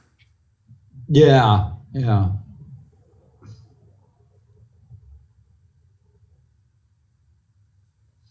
Does black have enough for the exchange? Oh, I see some crazy idea here. Bishop c4, bishop f5, king a1, bishop c2. Oh my gosh. I think Chiron just fell victim to an incredible brilliancy here. You're saying bishop f5, which is King just a1, bishop c2. What an amazing shot. He has to play king c1. I've never even seen this tactic before. But what if he does play king c1? Because if king a1, bishop c2. No, but king c1, and then rook a2. And now we're looking at real compensation for the exchange. Right. I mean, very real. But that's a beautiful, beautiful shot. It's a nice little move. And the funny thing is like the queen has to stay on b3 to defend. That bishop c2 is, but it prevents after queen takes c2, rook a2 check, king b1, rook a1 is mate because the queen is on c2. It's just beautiful. It's very rare tactic. It's like a deflection, as they're saying in the chat. Yeah, deflection. But also, white sort of gets into a sort of a semi-smothered mate. It's a beautiful shot, and clearly Chiron hadn't seen it. King c1 is forced, rook a2, and then white's under siege with rook a1 check and queen a5 coming maybe. And he must see it because he's been thinking about. Yeah, I mean, you can't play king a1. Queen bishop c2 is just a beautiful move. Really gorgeous move. And Alexei's, yeah, okay. King c1, rook a2, king d2. And I think it's perfectly fine that it takes rook a2. And then if king d2, queen a5 check. I think white's king is still, under a lot of pressure there.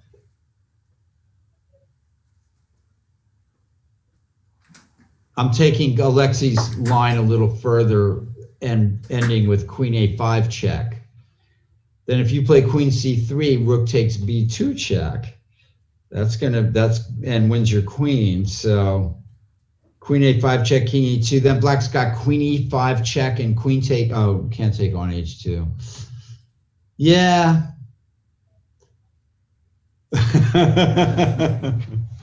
Hey, let's check. I want you to play queen c3. I'm going for the cheapo. So let's take a look at Elliot's game against Nicholas Wang. Elliot brings the other knight to e4. And black defends with rook f7. Maybe Elliot, maybe this attack is, what? Knight c5, maybe?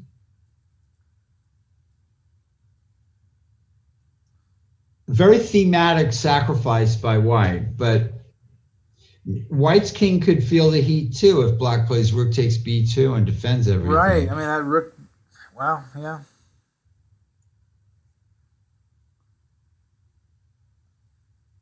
And look at this game. I thought this game might be a little boring because it's 2 UC Berkeley and they're just going to mess around, but pretty interesting. No, this has been a good game. So white did play f4 and black ganged up with rooks on the king side and bypassed the f pawn by playing, some piece got exchanged on g4. Bishops got exchanged on g4. And now white is blocking the diagonal by playing queen e3 so that his king can run out, possibly g1. Very tense game here. Let me go back here. Both players are looking for the shot to end it. And here it is. It played out as it was predicted. So king e2. Queen e5 check though wins the b2 pawn, and black is probably winning there. 5 pawns to 3, and white's pawns are all. Rook h4 turned out to be the losing move. Amazing. It looked good from afar. Yep.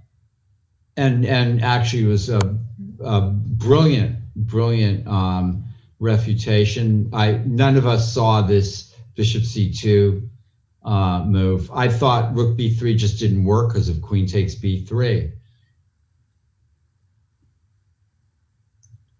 Overlooking that after bishop e6, c4, bishop f5, king a1, there was bishop c2. Now what happens here? Queen e3. Rook takes b2 check. King f3. I mean, even the endgame there is good for black. 2 pawns and a bishop for a rook. White's pawns are all split. That would be a nice position to play. And white's definitely in trouble here. Yeah, the Grandmaster C, right? Just seeing a little bit further, a little bit more dynamically, a little bit, you know.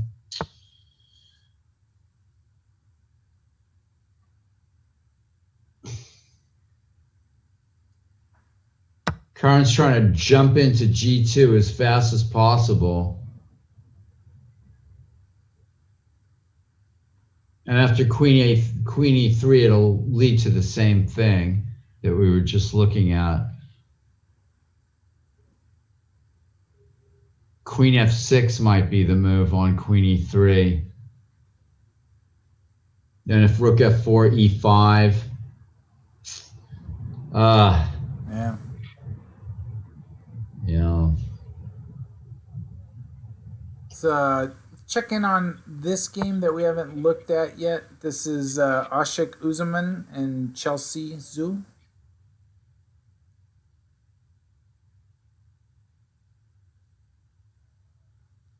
Still. And these players have how many points? They have 3. Let me check here. Right, so they're doing well. This is board 5, 3.5, and Chelsea has 4. Ashik with 3.5 and Chelsea with 4. Well, black has some chances here. Knight G4 doesn't do anything, but it's in the air, so to speak. This is a tough one to call right now. The endgame could be good for white or black, depending on how things get resolved, how the pawn structures get resolved. Back to board 1 here. Queen F6, I called it. Yeah. For all the good it's going to do, Chiron.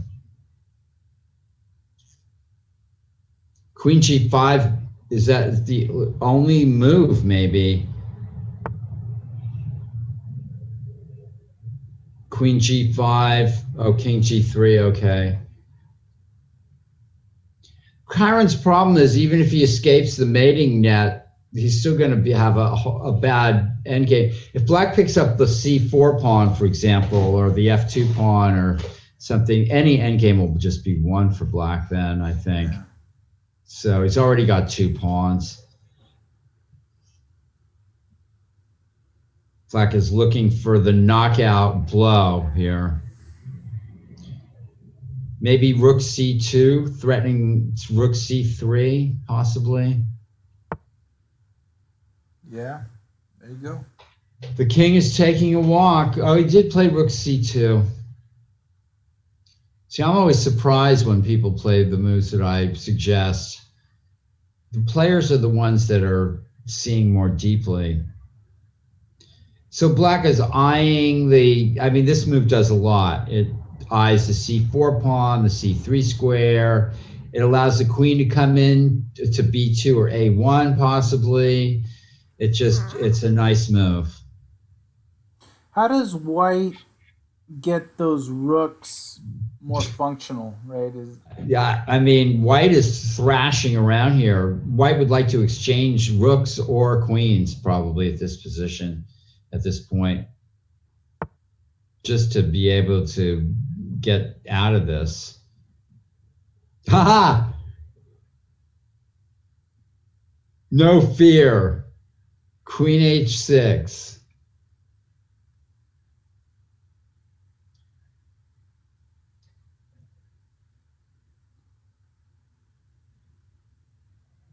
And then He's now, gonna die with his boots on, right? Is that what they say?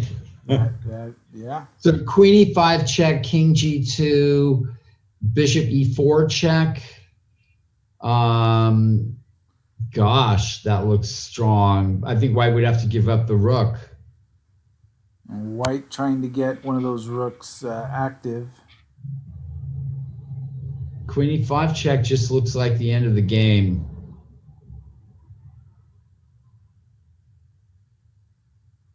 If rook f4, rook takes c4. If queen f4, rook c3 check. Well, that's white has to go back with the queen. Then king g2, bishop e4 check. That's it, I think. I guess he could play king h3. No, then queen f5. Yeah, he has to go back with the queen. Now black can play what? Rook c3 check, king g2, bishop e4 check, king h3, queen e6 check, and that's the end of that. That would win. That would win. So I think rook c3 check just wins by force here. f3 maybe? Yeah. Rook c3. Rook c3 check, f3. Yeah, okay.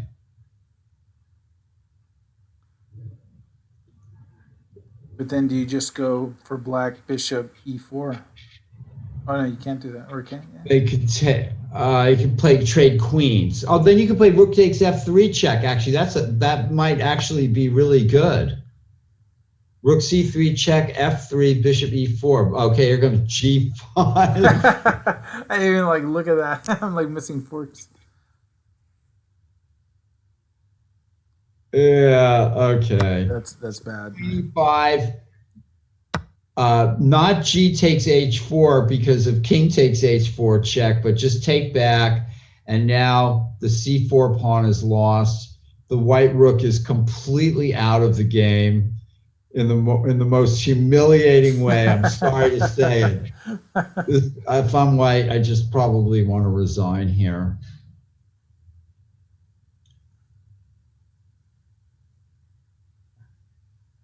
Yeah, Javier, these grandmasters, what's with these guys? All right, so f6. Yeah. And now rook 8, how does white, I guess c5 the only move. Free the rook along the fourth rank. 3 pawns and a bishop. It's hopeless.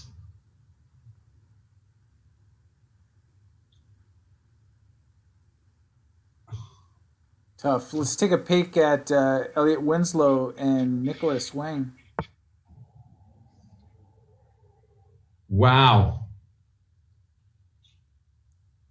And this is it. Looks like Elliot's attack is not going anywhere, but after knight takes b2, I mean, this is Elliot living by the sword again. You know, we see this all the time, or living, yeah. So knight takes b2, queen takes b2, rook b1, traps the queen almost, queen a3. Hey, Tejas Mahesh in the chat. How's it going?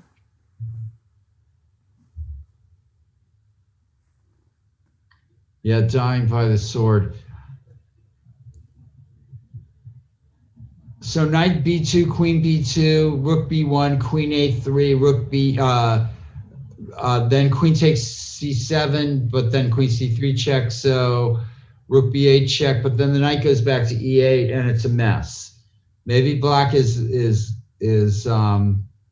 good there.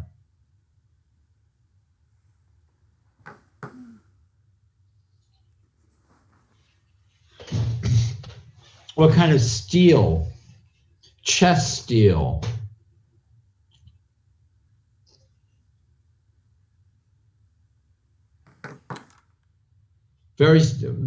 I mean, to me, it looks like Elliott's almost overplayed his hand. Sometimes this hyper aggressive stuff can backfire. Yeah. Let's check in on Mike Walder and the micro bear, Eric Hahn. Oh, I like Mike's game still.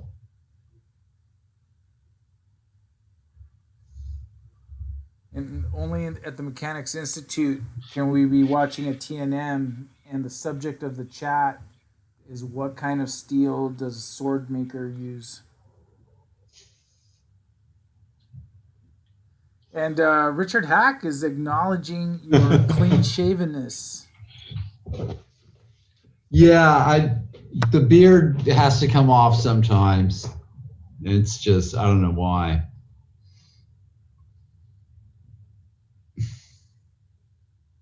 And this is what we've come to now in board one. Very discouraging. Yeah, it's tough.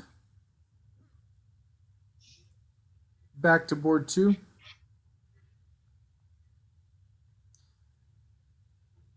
So the white rook can play to c2 maybe, or a3. And black has some compensation for the exchange. He's got a pawn. Maybe this pawn on a4 is dangerous. The queen is lurking around in white's position. It's not easy for white. The rook is disconnected. White's won the exchange with all this, but his position is still insecure. So it's a fight.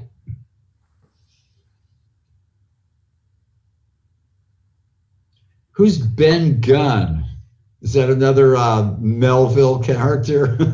If it is, it's not one I'm familiar with. Yeah, there was Billy Budd and Billy Budd. Yeah, that's right. Billy Budd. We should know a little bit about our literature. Robinson Crusoe. Well, this is the Mechanics Institute. Tom Sawyer. We have chess books. We have like big library, private library, Mechanics Institute. We're a literary bunch, you know. That's how we roll, right? Beth Harmon. Right? Beth Harmon, yeah. Characters from books. Okay. Do you have any cheese? That sounds like a Monty Python skit. It sounds like Monty Python, not Robinson Crusoe.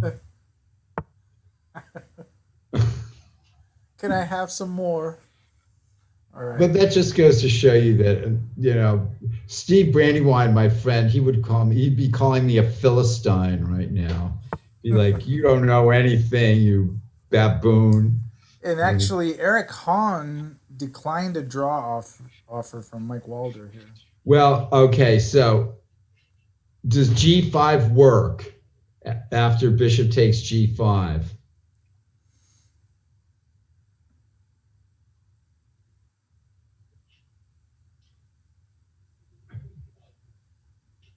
So Eric cleverly took a pawn there with rook takes e5.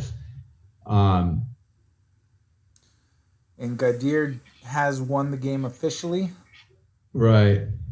Over Karen Griffith. Bishop g5 is just too obvious. I don't really know what Michael's looking at here. Oh, he's got rook f3.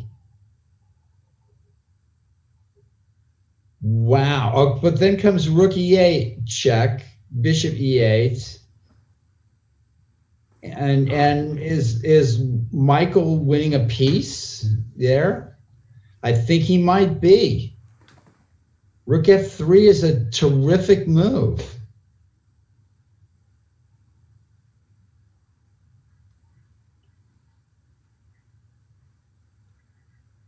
We'll keep an eye on this game. Let's switch. Yeah, look at this. Look at this. And here we're back to Elliot and Nicholas Wang. So Elliot finds a better move, a good move. Bishop E2. Development is key, but the position's very tense. You know.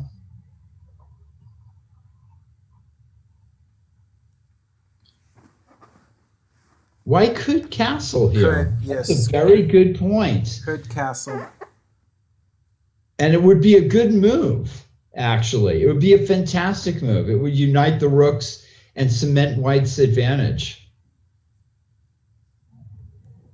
So that's actually coming up, I think. Bishop E2 and castles. Nice. Maybe Elliot's got this one in the bag. Like the black knights are insecure. They don't have really good outposts. They're materially, black seems to be almost holding the balance. But the idea of just playing bishop E2 and castling and connecting the rooks and then keeping an eye on that A4 pawn, and yeah, Elliot. Like, just feels like he's turning on the pressure. Really, watch, he'll be mated in 5 moves, and that'll show me.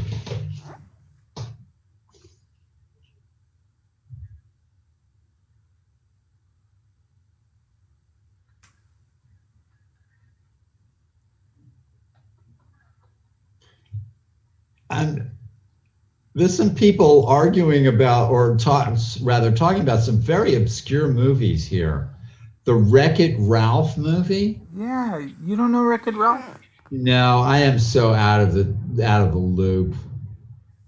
Yeah, that's I didn't see it actually, but I know it's about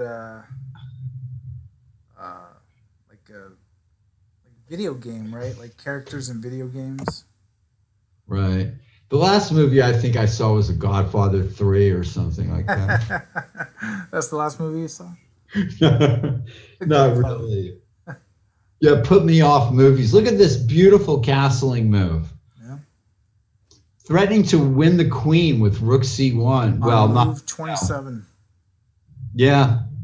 Just shows Elliot is, not hindered by dogma.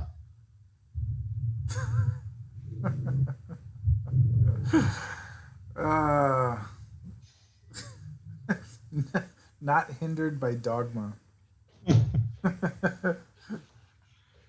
Yeah, it's one of those knives that cuts. I'm not gonna let dogma get in the way. Not hindered by doggy.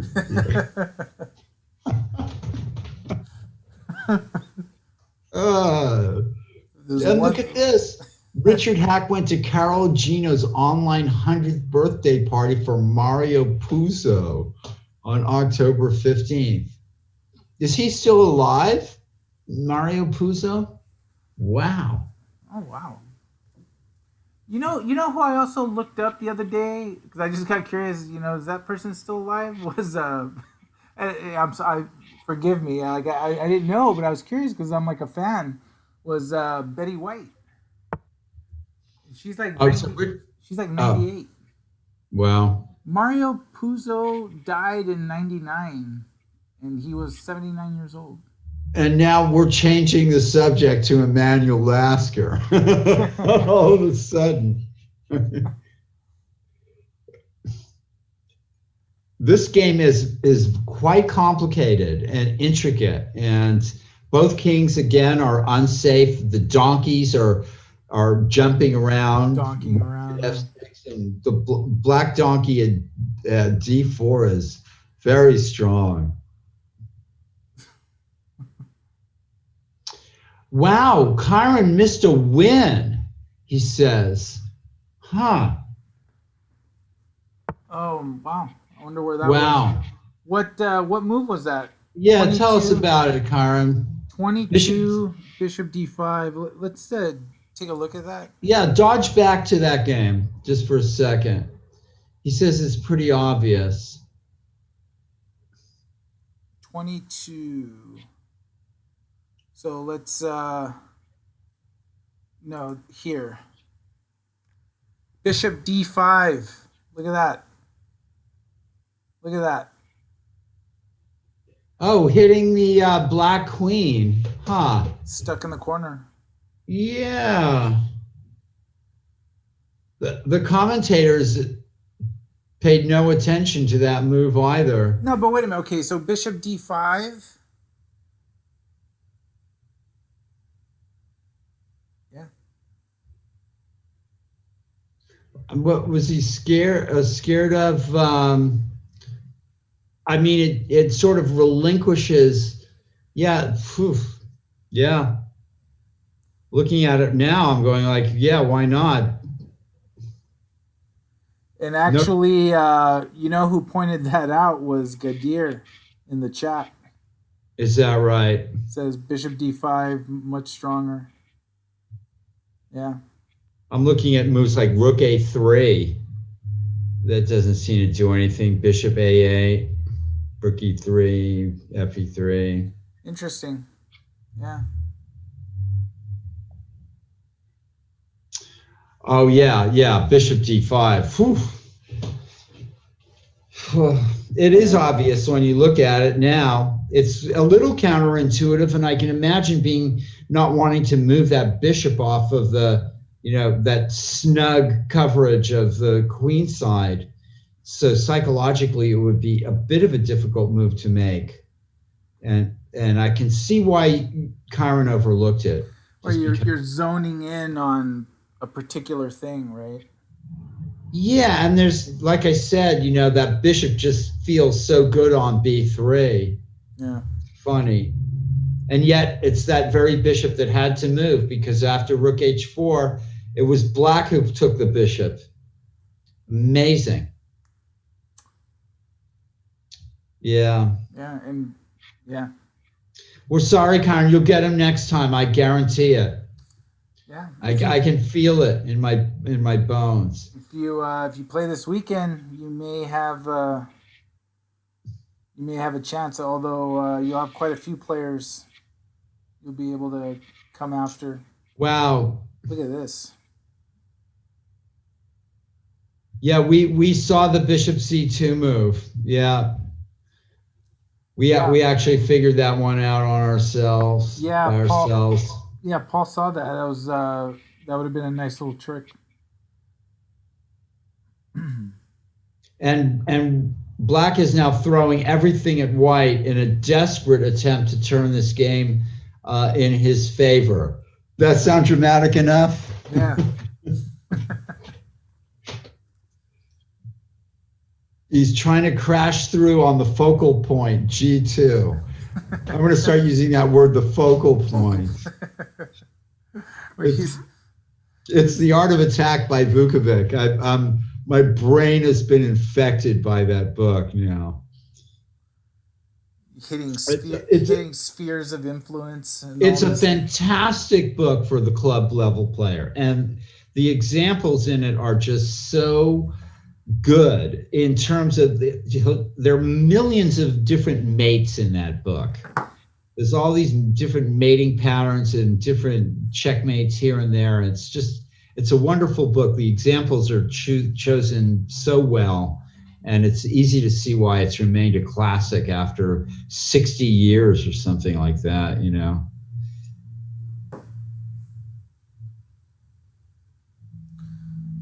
So taking on h3 and then running with king f2.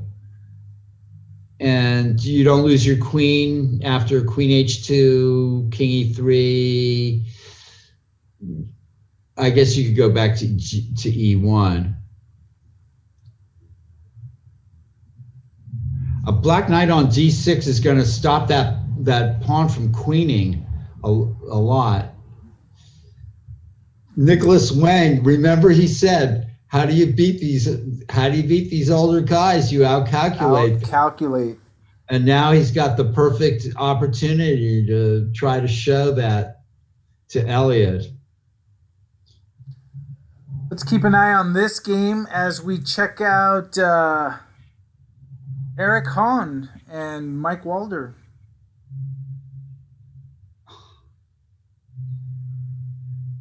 I imagine Black's got this in the bag. Black has it in the bag. Black's picking up a pawn for sure. This is a tough one, though.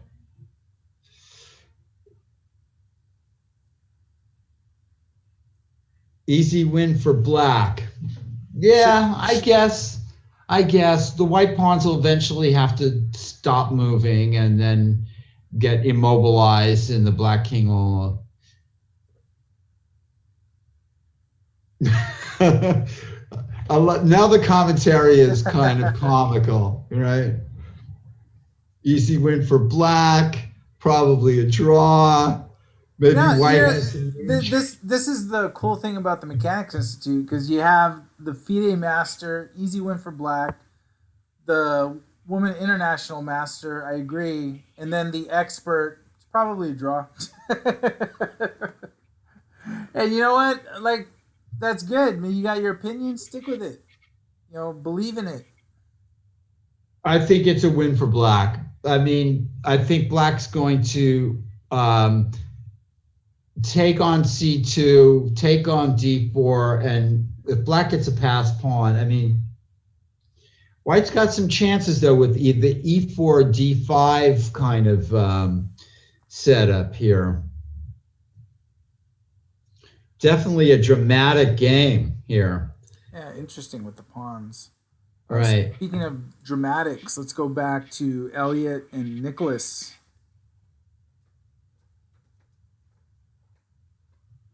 Elliot wisely goes back bishop F1. Now he's probably threatening to take the bishop on H3, I imagine. Maybe. Maybe not. I mean, this looks like some position Tal would have as Black here. Rook F5 or something like that. Yeah. F5 and G5. Yeah, except for White plays Queen E7, threatening the knight on E8. I don't know. And then in further sacrifice. Yeah, Rook B8 is coming. Yikes. Black may not have time. Yeah. All right, let's check. I would say that that's probably true. Still easy win? Well, now Black can make a pass pawn on the queen side, but then the white king can try to run back and deal with it while Black deals with these pawns. I think Black's, well, D5 check, king D6.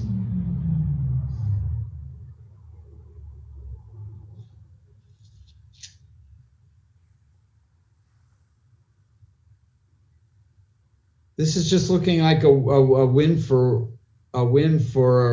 Black here. I don't think White can keep the status quo, although it might be an interesting try to keep the status quo with king E3 and have those pawns as a kind of a barricade. So there's like maybe two strategies, D5 check or king E3. 3 pass pawns. See how they run. And White just needs to get a hold of that. Where's my carving knife?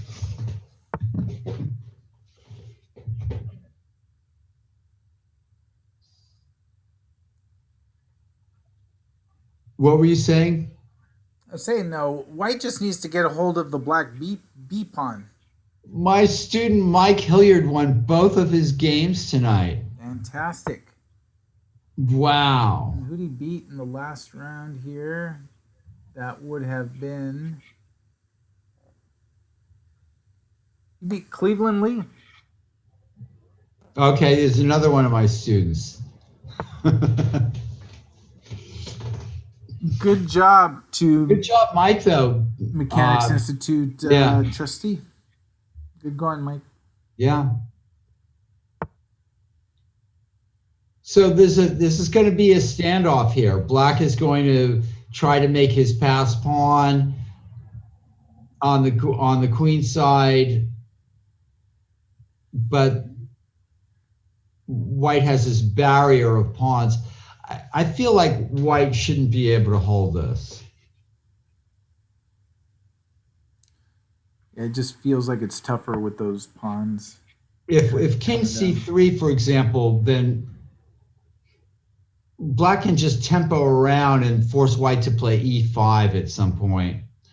And then that's going to be it. Once the Black bishop goes to D5 or something, and the Black king. Let's check on Elliot's game here.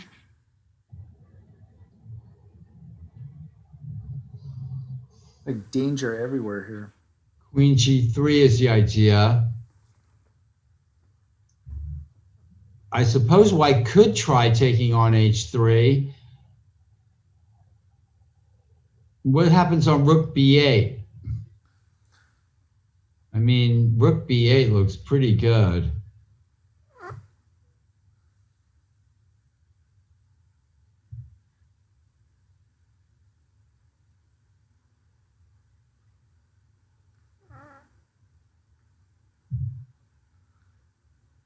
They got about the same amount of time. Rook B8, Queen G3, Rook E8. Oh no, that cannot be good for Black. Just dropping the knight with check. Knight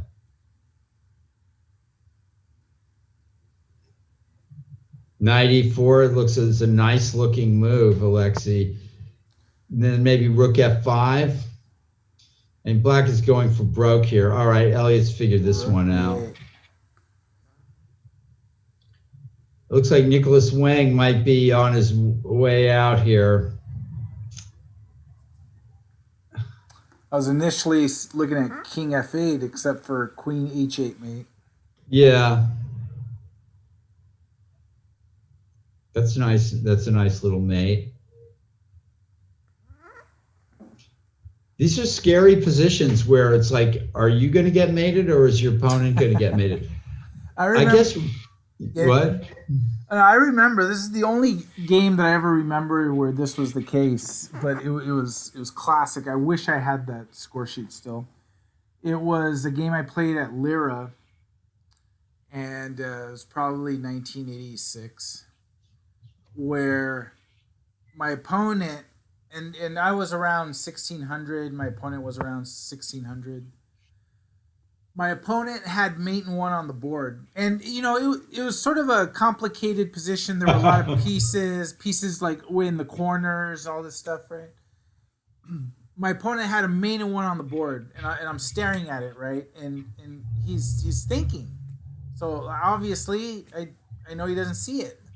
And I'm sitting there, just patiently waiting, trying not to give off that, I could lose at any moment if he sees it. Doesn't see it, makes a move, and played the only move on the board where he left himself up for mate in one and didn't see it. But I saw it. So I mated him on the next move, and then I was showing him after. I'm like, oh, you could have mated me. He was just like in shock. That he missed it. That's happened to me. If I see my opponent has a good move, I will, even if I'm playing online, I will look at the other side of the board. I'll like pretend that he can't do it, and 9 times out of 10, they won't make the move because you're not drawing attention to it. Hey, Kyron says he did find the mate, except he found my mate. And yeah. I never remember. I mean, I was like, I was like, 14 years old or 15, whatever, and he was like, 65, and we were just having a good laugh. His name was Alan Simpson. I remember him like to this day. Yeah, it That was name good. sounds familiar somehow. He had to be because he was a regular player all over the place. But yeah, I was at Lyra in Sunnyvale. I think this is the end of the game here. This is a nice shot, Rook D4. I mean, I think White probably has had this in the bag for a while. And fantastic technique from Mike Walder.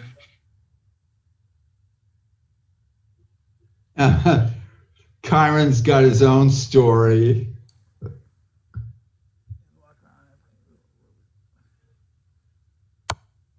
And it looks like Michael's. Oh, wow. I'm not sure what's going on here. Let's see. Yeah, Lexi, you played at Lyra also, huh? Does Michael still have this in the bag? What happened?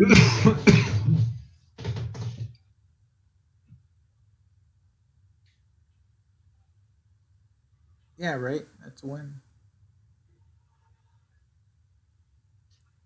Well, one of my favorite stories is the time that Craig Marr attacked my queen with his knight, and I made a move on the other side of the board, and I immediately saw that he could take my queen with his knight for nothing. And I got up from the board and I just, figured that, whatever. And, Craig was looking at me like, I see your queen is hanging there, but he didn't take it right away. He thought for a long time. Finally, he took it.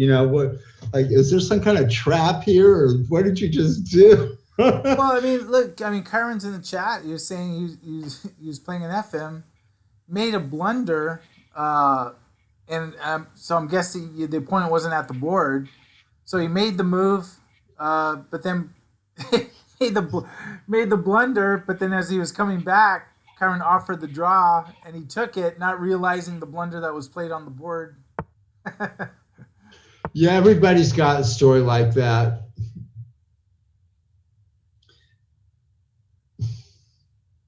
Wow, this is a nice little game by Michael. If the white king goes to the 6th rank, pawn b4 is going to force the queen through. So this is just dead lost. And Alexei, nicely done, a big victory. Finally, Michael's starting to knock off some stronger players. He's got it in him to do it. This is a good win. And Alexei's saying to you, Paul, that Jack Peters remembers losing the piece to you on move 8, 1977, the Paul Masson. It was the heat, the wine, and whatever. Yeah. And probably the wine. Probably the wine.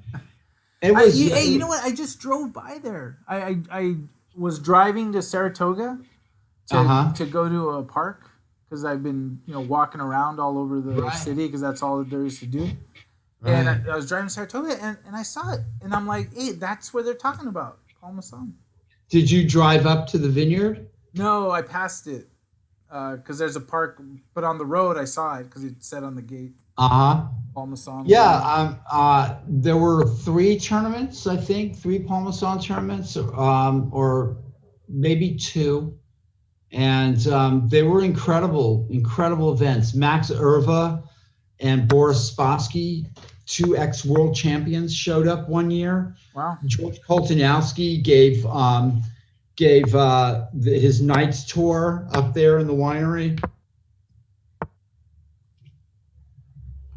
Michael is bringing this one home. Nice. Fantastic results. And Elliot did close that show.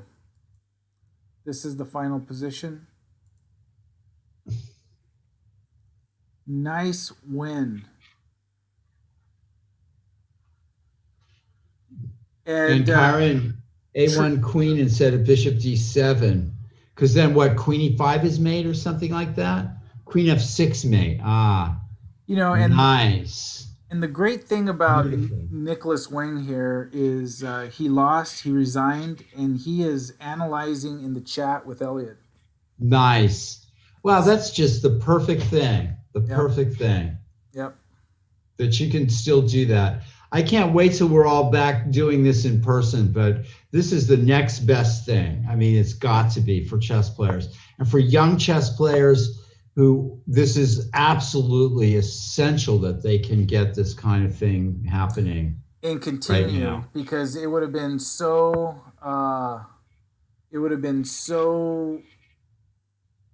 easy for someone that lost to just log out and or not play chess at all. And these kids are getting competitive games, they're analyzing their games. And if you're a chess player that sort of didn't play during the pandemic, didn't play online, when live play comes back, I mean, you're going to be a little rusty. And these players that are playing the Tuesday night marathon and playing regularly, they're going to be ready. I mean, I'm looking at someone like Kyron Griffith. When live play comes back and you have norm opportunities, and he's been playing as regularly as he has, he'll be in shape. He'll be in Be shape. in form. This is a nice game by White here, or at least the game finally resolved in White's favor. Kirit Panugani closes His position just was more safe throughout the game. Just a little bit more safer. Is that a word? More safer? More safer. Yeah, if you really want to emphasize. Right. And do we have any more games going? I think we might be done with all the games of the round. More safer. More safer. Morely safer. Morely safer. I love the crowd here that we're hanging out with. Yeah. It's just... All of this is no different from what you would find in the annex. Right, the chess room annex. So Akko Hidari in Max? Can that be? Let's find that. Still going on. That's the one game, so you know what that means. We have to take a look at that. Yeah. So let's see. Let's see what we're dealing with here. This is it. Well, I mean, come on. Unless there's a piece hanging out on the H file. Oh. Is there? No. Yeah, I mean, this game's over. Is there a black piece hanging out on the H file that we're not seeing? No, let me fix that, but no. This game is so over. Elliot's saying Morley Safer just died.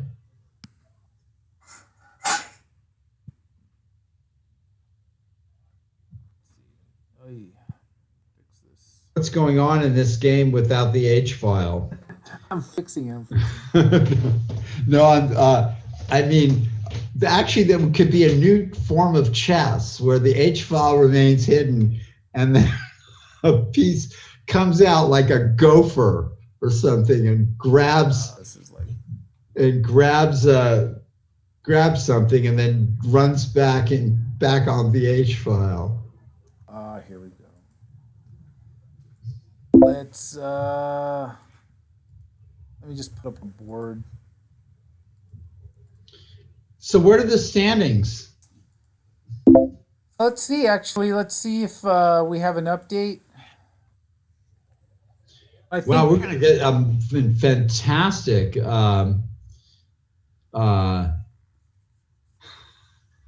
The only thing for someone like Gadir is that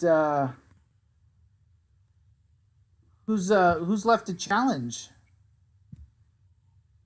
right? I mean, probably Michael Walter. He's the only one. Yeah, there we go. Fog of War chess.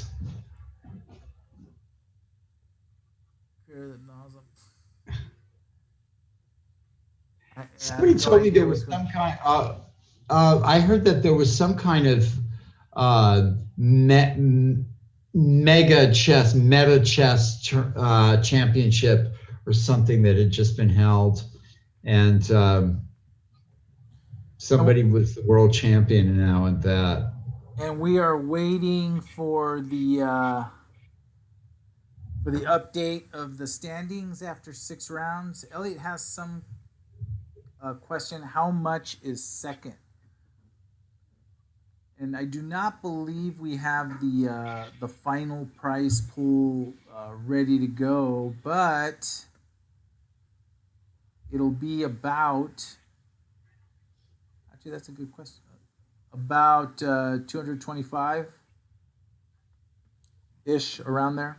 Elliot's already counting his Counting money. the dollars. I mean, you gotta know when to hold them, know when to fold them, know when to walk away, and know when to run. And you never count your money when you're sitting at the table. So, Words of wisdom.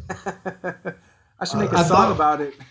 I thought it was, what is it? Give me lawyers, guns, and money? Is that? Send lawyers, guns, and money? Warren Zevon, or right? wasn't it Guns, Germs, and Steel? Okay, the standings have been updated, and we should take a look at that. Yeah, we have. Let me put that in the chat. Boom. If you want to check it out there, let's see if we can just put it up here. Why not? Yeah. Let's see if it'll show. Elliot's a desperate man. Desperado. He is just. Come to your senses, Elliot. Yeah. Let's see if it shows. You see that? Let's see. You gotta make the a little bit smaller. Make that window a little bit smaller, and squeeze it in there. Well, actually, let's do this. I can do this. I'm gonna make this bigger. Gusenev on top. And he's what, 6-0. Yikes. I'm gonna open the window here. This is the standings, right? So it is gonna look like this. There it is, right there. And then I'm gonna shorten us a little bit. And there it is, if you can see. I was gambling in Havana. I took a little risk. There you go. It's Gadir Gusenov at 6, Kirit Panugani at 5, along with Elliot Winslow and Mike Walder. Let me see if I can open this up a little more. There you go. I think you'll see it open up in a little bit. It's a horse race. Yeah. With Gusenev by full length. There it is, right there. Oh, so has he played Michael Walter yet? No. So that's the pairing. That's the pairing, Michael. You got to bring him down. There you go, right there. You'll see it shortly. There we go. Good job. You're cutting my face off, and that's the best thing you did all night here. Yeah, now you're like Phantom of the Opera. I mean, you got like half your face. You can see my ear. And there it is. It slowly materializes. And again, as you see in the bottom, rest in peace, Felix German. Wow. And so, and then Karit has played Gadir, yeah, and so has Elliot. So Mike Walder. And they haven't played each other, so. Right. So get ready. And actually, I remember Mike Walder gave everything he could handle to Alex Lenderman and Gadir. So he's capable, and he's got prep buddies. So, and even Jude saying Gadir versus Mike. So very, very exciting final week Mike, Final you're TNM. on a roll. We're counting on you. Ashik versus Kyron. Yeah, those pairings all look natural. You know, the Ashik versus Kyron is going to be akin to like a Hagler Hearns, if you're a boxing fan, because Ashik is going to be moving, playing blitz. Kyron's going to be prepped, so he's going to blitz. And by the time I get the game up, Yeah, that should be the first game we go it'll to. have been over already. Right. So, anyway, great That job, is so Judith, funny. in keeping everything paired. Shout out to Tom Mazer, who's having a good tournament. Yeah, 4 points. Excellent. it's almost breakout level, Yeah. especially considering the competition. So, all right. Wow. Thanks, everybody. Thank you, everyone, for tuning in to the Tuesday Night Marathon. Next week is the final week. We have rounds 7 and 8 of the final Tuesday Night Marathon of this very unique year. And don't forget, this weekend we have the John Donaldson Championship $2,000 prize pool based on 50 entries. We already have GM Lenderman and GM Tarjan. We expect quite a few more players. And then Saturday night, John Donaldson will do a 1 hour arena for the registered players. We'll be broadcasting that. We'll have a lot of fun. And yeah, looking forward to a weekend of chess. Thanks to everybody who stuck with us tonight, like Alexi and Richard Hack and all these people. We love you guys. And thank you, Alexi and Richard. Like Paul was saying, it's you keep the chat lively and you keep that TNM feel. The chess annex is a transition to the Twitch chat, so it's a lot of fun. And we will be raiding someone. Let me get there. And I think Judah was saying Tatev is available to raid. Let's see. Who are we going to throw our support to today? It will be... Who? The dojo? Or Kimmy Lou? Who should I put? What Tatev. Is that her? We should raid Tatev. What's her channel? It's up there on the, I don't know, but I'm looking at a different.